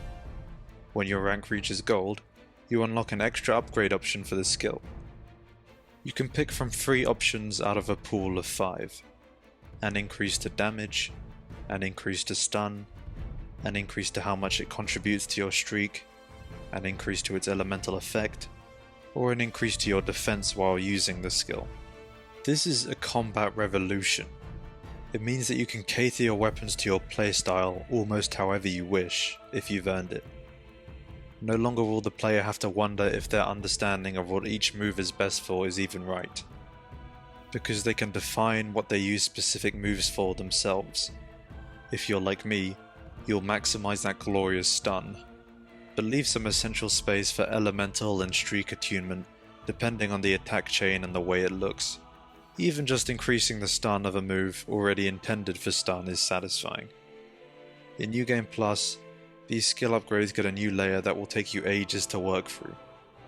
As for casual players, they can be satisfied increasing the efficacy of the skills they use as a crutch. Environmental combat. In the last game, a range of ways to use the environment to deal with enemies was introduced. Smashing them against walls for control and stun, punting them off a ledge to instantly kill them, juggling them in the air to lock them into a combo. Ragnarok improves on all this. It adds a glut of different shields you can use to exercise stun and knockback in different ways. The spear gives the player unrivaled knockback options. There are objects you can use as a weapon, and the companions have reverberating sonic arrows that can jolt whole crowds and keep enemies in the air. Combat arenas have multiple layers now as the player can grapple around with the blades, and they can make powerful attacks jumping down from ledges, with any weapon including their fists. This all makes combat a lot more mobile and gratifying. There are companions, NPC allies. There are actually a decent number in this game, but there are only 2 main ones. This was one of the more mind-blowing aspects of the previous game, that you got a story companion that was also a useful combatant rather than a distraction or burden. Boy would do cool things like jump off of Kratos' back to continue his combo, or grapple enemies for you to wail on them. This is why God of War's power fantasy is so solid from the get-go. The characters who are worthy of story importance are also worthy battle brothers. They aid you in combat just when your adrenaline has peaked, forming a unit of death. You straight up need their arrow effects to control the enemy as well as progress, and their special ability is an eminent cooldown that marks the time to do some glorious burst damage, second only to Spartan Rage. In this game, the 2 essential companions each have an advanced ability tree, different behavior and special moves, and different coolouts. And they are each a god, impervious to all meaningful damage, which makes them the perfect distraction. This dynamic affirms that you are the leader god, the Spartan general that tanks all the damage for the team. This game imposes that you not only need companion support, but should actively work with it as a coherent team, as the runic arrows are a setup for how Kratos may deal with enemies. Many execution animations require you to work together pragmatically with them, rather than watch Kratos send them to the Shadow Realm, and a couple bosses leverage new mechanics to make your companion an essential part of the fight. This is how you do power fantasy. Allow the gameplay to vigorously reflect the narrative, e.g. by demonstrating the experienced substance of having an epic godly sidekick at your side, even during the most restrictive bosses. To be honest, there is a blunder here. As you sometimes take control of Atreus, the suitable companion gear changes completely depending on whether you are playing them or not. This really confuses the build of your companion, which doesn't provide many mutually viable options to begin with. And they get no New Game Plus support, which gets really awkward when you're sitting on a mountain of XP yet still die in 2 hits to the same trash mobs on the highest difficulty. Some lost potential here, but oh well. Let's talk about Spartan Rage again. This is a gameplay system by which players can marry their health regain with offense. Fury restores health for all the frenzied damage you're able to inflict. Valor heals you immediately but works better when used to counter attacks and applies a strength buff after the fact. And Wrath lets you deal a lot of instant damage and applies an AoE effect depending on the weapon used. And if you manage to kill, you get a health burst. These are all on such a level playing field that I love using them all. And they can all be used as an effective panic button to interrupt enemies, cancel committed attacks, and remove status effects. Although I must say, Valor is the GOAT. While Fury remains a classic for completely seizing control of the fight, and Wrath is the easiest to use for burst damage, Valor is your absolute ace in the hole against the hardest bosses. When these enemies manage to break your block with a parryable attack, they go straight in for a devastating hit you can't avoid unless you use Spartan Rage. And Valor will reward you the most for timing a counter-attack in this situation, with a lot of health and a burst of strength, immediately turning the tide of battle. Valor, unlike your shield, is a viable defense against any attack except for a grab. It's more profitable than a parry, and what I like most about it is you will only be compelled to use it when you desperately need it, to avoid grievous damage or death. Live on the edge. The Fury becomes my favourite with a certain armor set. How does this game do difficulty? The highest difficulty full-on gives all enemies a new, defiant power. If you damage them but fail to harass them enough in the throng of combat, they are quite likely to quickly transform themselves. They don't transform their being or anything, but their level increases, which changes your hold damage relationship, makes more of their attacks unblockable and increases their stagger resistance. It turns ailing fights into something even more dire. You are generally supposed to interrupt it, encouraging situational control, but that's hardly always an option. Like Sifu's Second Wind, it encourages the player to play with gratifying ruthlessness, and it's a great way to make the player feel like the odds really are against them, and survival and power is earned at the edge of defeat. It also provides an upfront way to defeat more leveled up enemies to feel better about yourself. Meanwhile, the Berserkers are the ultimate challenge. Forces of relentless, barbaric, undead fury that materialize their old weapons and armor from the grave to strike at you, leaving no reprieve. It is in these fights that the full capacities of the player's arsenal gets the necessary test, as the player basically must alternate between all their 6 weapon abilities to stagger these bosses and maintain damage against their ginormous health pools. These long, secret fights actually test things like the player's impulse control and the combined length of their cooldowns. They truly bring the game's RPG elements to the forefront by making stats like runic and strength more important to your survival than ever. Speaking of the game's RPG elements, the player doesn't just equip different sets of gear to modulate these stats. The way every armor set works, your chest piece and your waist gauntlet pair have a special effect each that greatly influence what playstyle your character is capable of. You have 3 accessories that impart a unique effect for each weapon, and 1 for your shield. And you eventually get access to 9 charms with their own slew of unique effects, stat bonuses or stat increases. The devs have deftly recognized that stats are intrinsically tied to certain playstyles. So for example, if you enjoy stun, you will most likely enjoy the defense that comes with stun-oriented gear.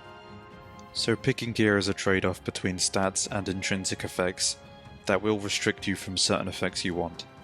But usually this trade-off makes perfect sense and will help you arrive at a perfectly cohesive build. In New Game Plus, build diversity becomes richer still because you can buy armor effects as charms to cross more effects.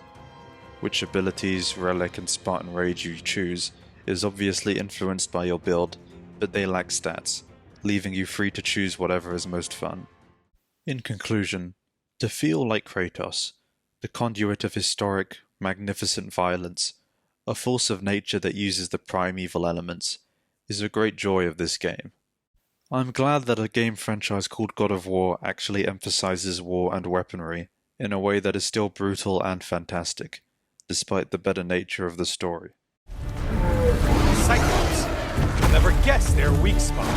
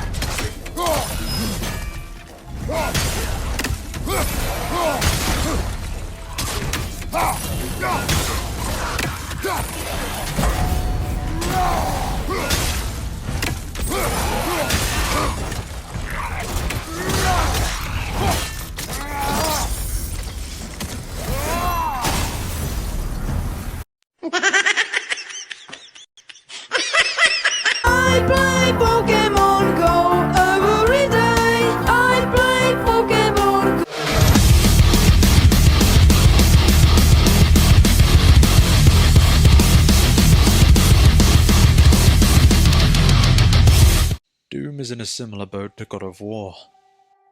The power fantasy of its protagonist benefits from franchise history.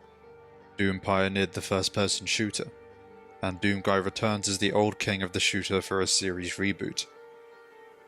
Just like Ragnarok, Doom Eternal is the sequel of a reboot title, perfecting this new vision of mass combat. The old Doom games decisively lacked narrative in favour of uncomplicated gameplay, so the protagonist was just a face, an arsenal on a stick that occasionally grunted. Inevitably, id Software has had to evolve the scope of this character so he actually has character, but he's still extremely representative of that simple past. He's now trumped up as the coolest one-man army in gaming. The devs sought only to exacerbate the franchise's promise of extreme violence rather than moderate it, so their rebooted protagonist is referred to as the Doomslayer, and mystical forces command him to simply rip and tear. In the first age, in the first battle, when the shadows first lengthened, one stood. He chose the path of perpetual torment. In his ravenous hatred, he found no peace, and with boiling blood, he scoured the umbral plains, seeking vengeance against the Dark Lords who had wronged him. And those that tasted the bite of his sword named him the Doomslayer.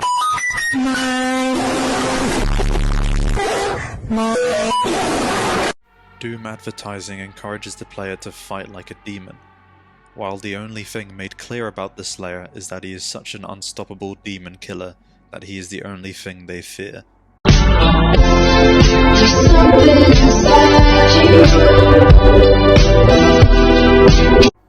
This power fantasy is unstoppable force versus immovable object, as in both games the forces of hell desecrate humanity, with nothing to stop them except for you.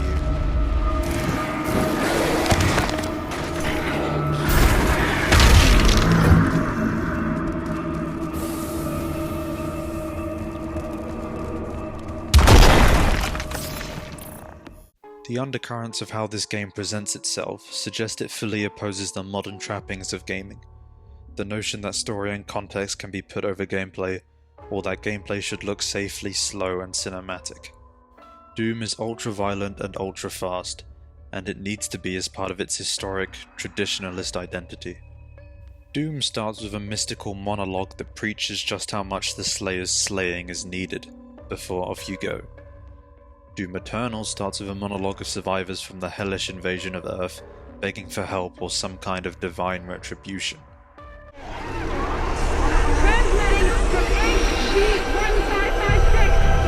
Casualties range into billions.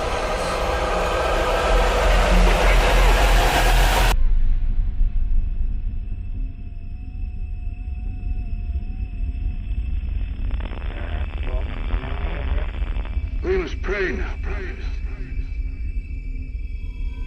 Pray that he is watching.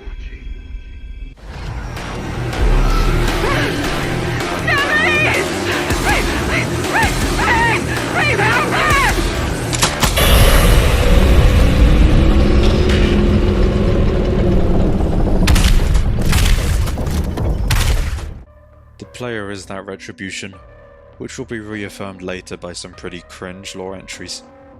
The devs really play into the cult of reverence that surrounds the Slayer character.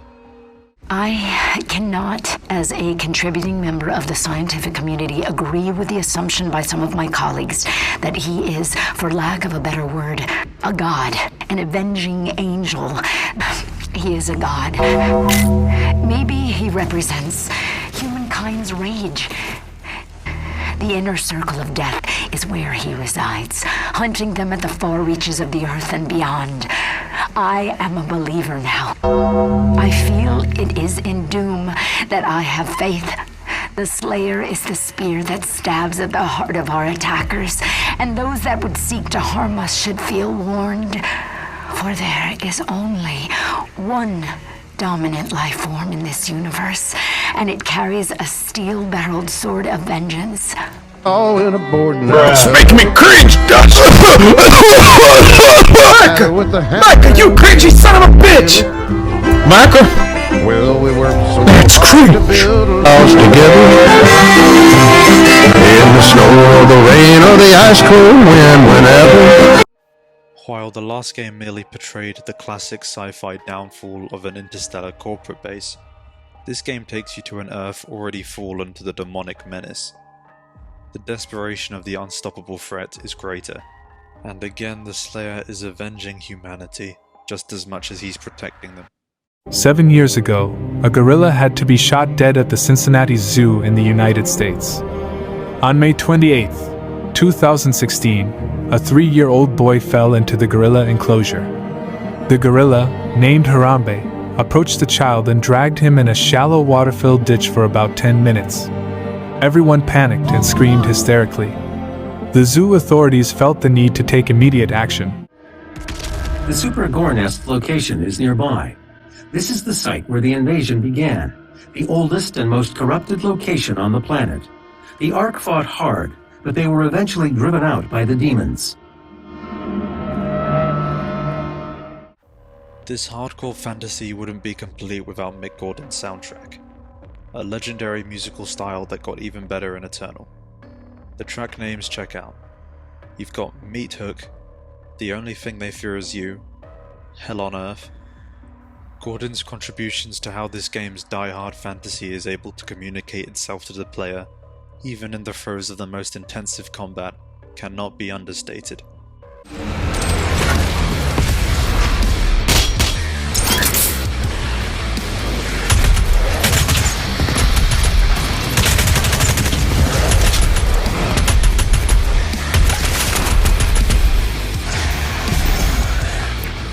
Which makes it all the more shitty that he had to defend himself from public disgrace against accusations that he was an irresponsible worker.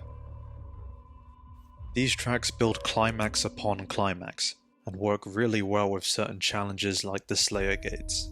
They present a real sense of threat, and experiment with demonic or heavenly tones, as well as the sci-fi theme.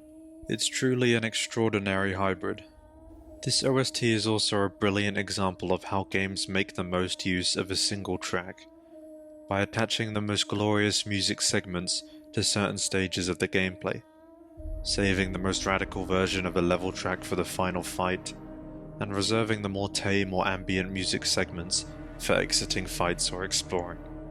This is essential for the game's distinction between its grandest fights and its smaller scale ones, as well as its ability to communicate the environment. More than anything, this OST is significant for the cult it has attracted, which is for the game yet outside of it. The musical obsession has combined with the sensationally appealing character of the Slayer to produce a lot of noise on the internet about how fantastic the Doom franchise has become for its catharsis.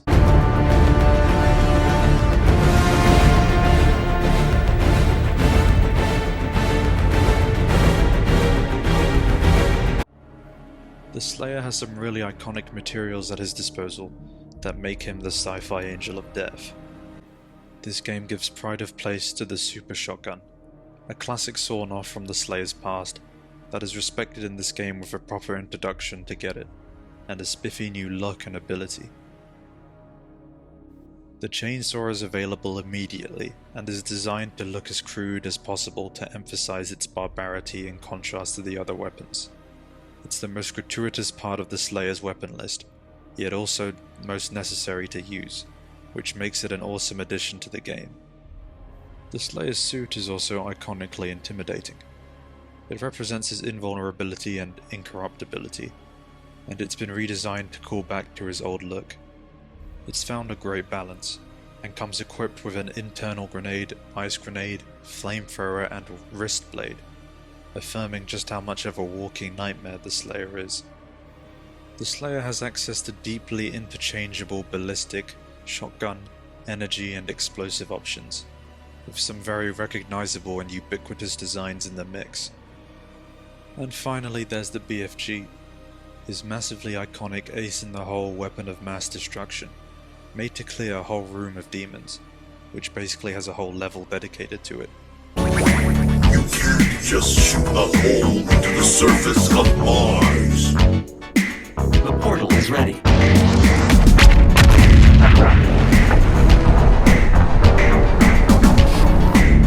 The level design really conveys how over the top the stakes are. In the first level, when you take a tour of Earth, it's so mired in corruption that tentacles consume skyscrapers and hellish energy wreaks havoc on the horizon. Only ooze and the remains of an almost futile defense remain. Hell has not just invaded Earth, but reveled in it, and this becomes even worse in the Super Gore Nest level. Hell literally uses the convalescence of massive piles of gore to summon forth their demons, partly flesh and part metal. Sci-fi materials and evil organics come together to make up this game's provocative visual palette. This of course is accentuated by all of the game's ultra-violence. The executions in this game, that can be handily activated on low health demons as your way of killing basically every enemy, are gratuitously violent. They are unique to each demon and leave them looking a bit worse for wear.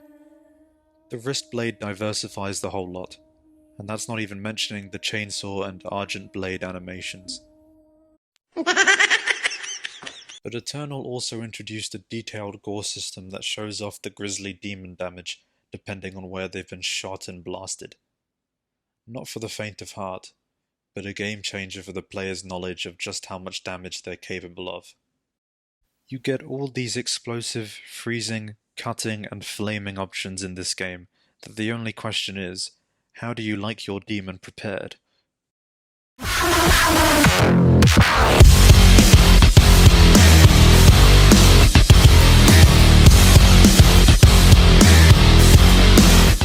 The gameplay cycle here is so hard and fast.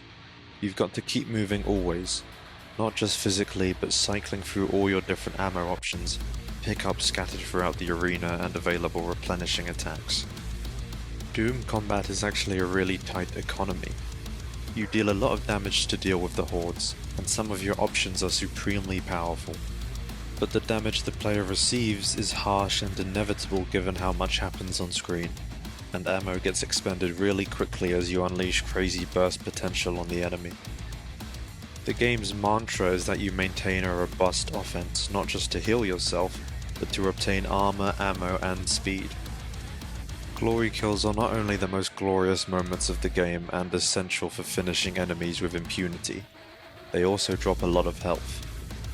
They feed into your blood punch, which also drops health, and the upgraded freeze grenade makes frozen enemies drop health. The flame belcher is not even intended for damage. Instead you want to inflame as much demon as possible to damage them for armor drops. And finally, while the chainsaw is a convenient way to instantly kill an enemy, it's mostly used to replenish every ammo type. You can see why the ship is so tight. You need to use these abilities in a perfect cooldown cycle similar to God of War to even have a chance in the fight. The chainsaw comes out when it has to, and you'll be combining multiple replenishing effects in combat if you want to get ahead, only contributing to the mayhem. As the enemies always drop health, they are always a resource, something to be harvested.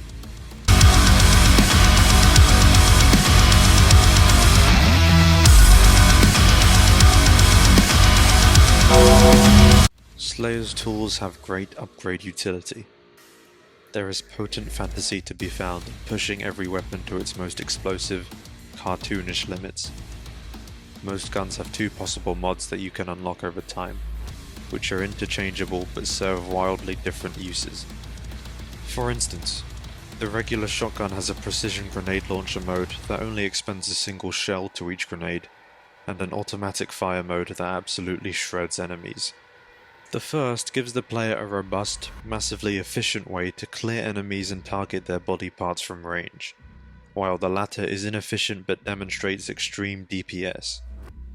Given that the player has so much control over their ammo economy, both mods are perfect for their own situations, and using ammo quickly combos really well into the chainsaw. Of course, it also has its normal fire always available, so it feels like 3 guns in one. And the mods have upgrade trees which can be leveraged depending on which is your favourite. The Super Shotgun is a glorious exception, as it has a single mainstay mod, a grappling hook that latches onto enemies and contributes to the player's mobility at no ammo cost. Hence, a weapon that's supposed to have narrow, close-range application can bring your range to the enemy from across the arena, and opens up opportunity for other weapons. The Slayer's dashing, jumping and monkey-swinging mobility not only ensures you have glory kill access, but also keeps you replenished from the pickups hidden throughout the arena, and skirts the swift enemy to keep them exactly where you want them.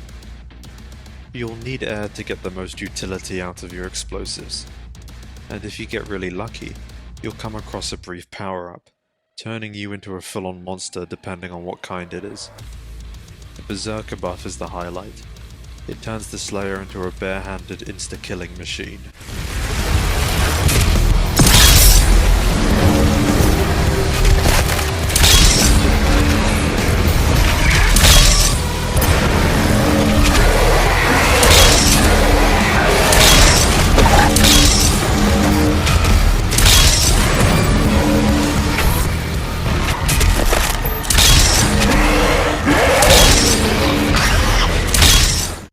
The fighting is constant in this game.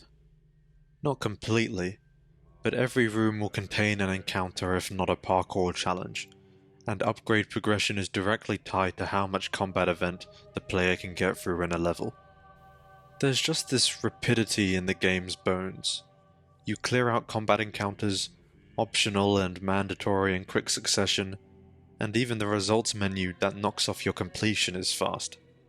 Speed is baked into the way you explore the world, as you need to dash around to attach to walls, ledges and swing bars, traversing hellfire with as many near misses as you can manage.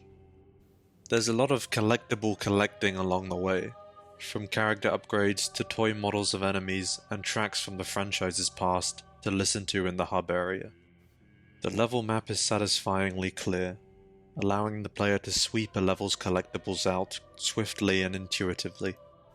It's cool and self-loving in an old, nostalgic sort of way, reminding you that Doom's violence is first and foremost meant to be fun rather than unnerving. This detached fun reaches the gameplay as well. There are peculiar level challenges that reward the player with unlocks for the hub area, with some nice skin cosmetics on offer. But what's most impressive is that the devs have literally incorporated cheat codes as an in-game collectible. Find a hidden away cheat for infinite ammo, and that cheat can be used on any level replay. Same for a cheat that negates enemy health drops, or one that causes demons to explode like confetti. Like Sifu, this opens up a realm of possibility for more extreme power fantasy, and it's an acknowledgement of times gone. However, it doesn't compare to Sifu's offering, and it only has one challenge cheat as far as I know. The devs have compared their combat design to a chessboard. There's a vivid variety of enemies that run down the player in different ways, and can be shut down in different ways. There are loads on the field at any given time, some to get in your face, some to harass you, and others to apply pressure from the air. There is a slew of particular weaknesses to consider, such as destructible parts or energy ammo, and there are fast enemies that benefit from instant attacks and lock-on mods, and could use a freeze. Point being, the enemy team is really a different puzzle to solve depending on their composition, and despite the more carefree tone of the game, the player is encouraged to take great care responding to the immediate threat before them in the way it demands. In fact, this aspect of the game is what pushed away many admirers of the last game. The deeply restrictive difficulty presented by certain encounters is quite unique to this game, and seems to conflict with its power fantasy promise. You don't fight like hell. Actually, you kind of fight like Buzz Lightyear.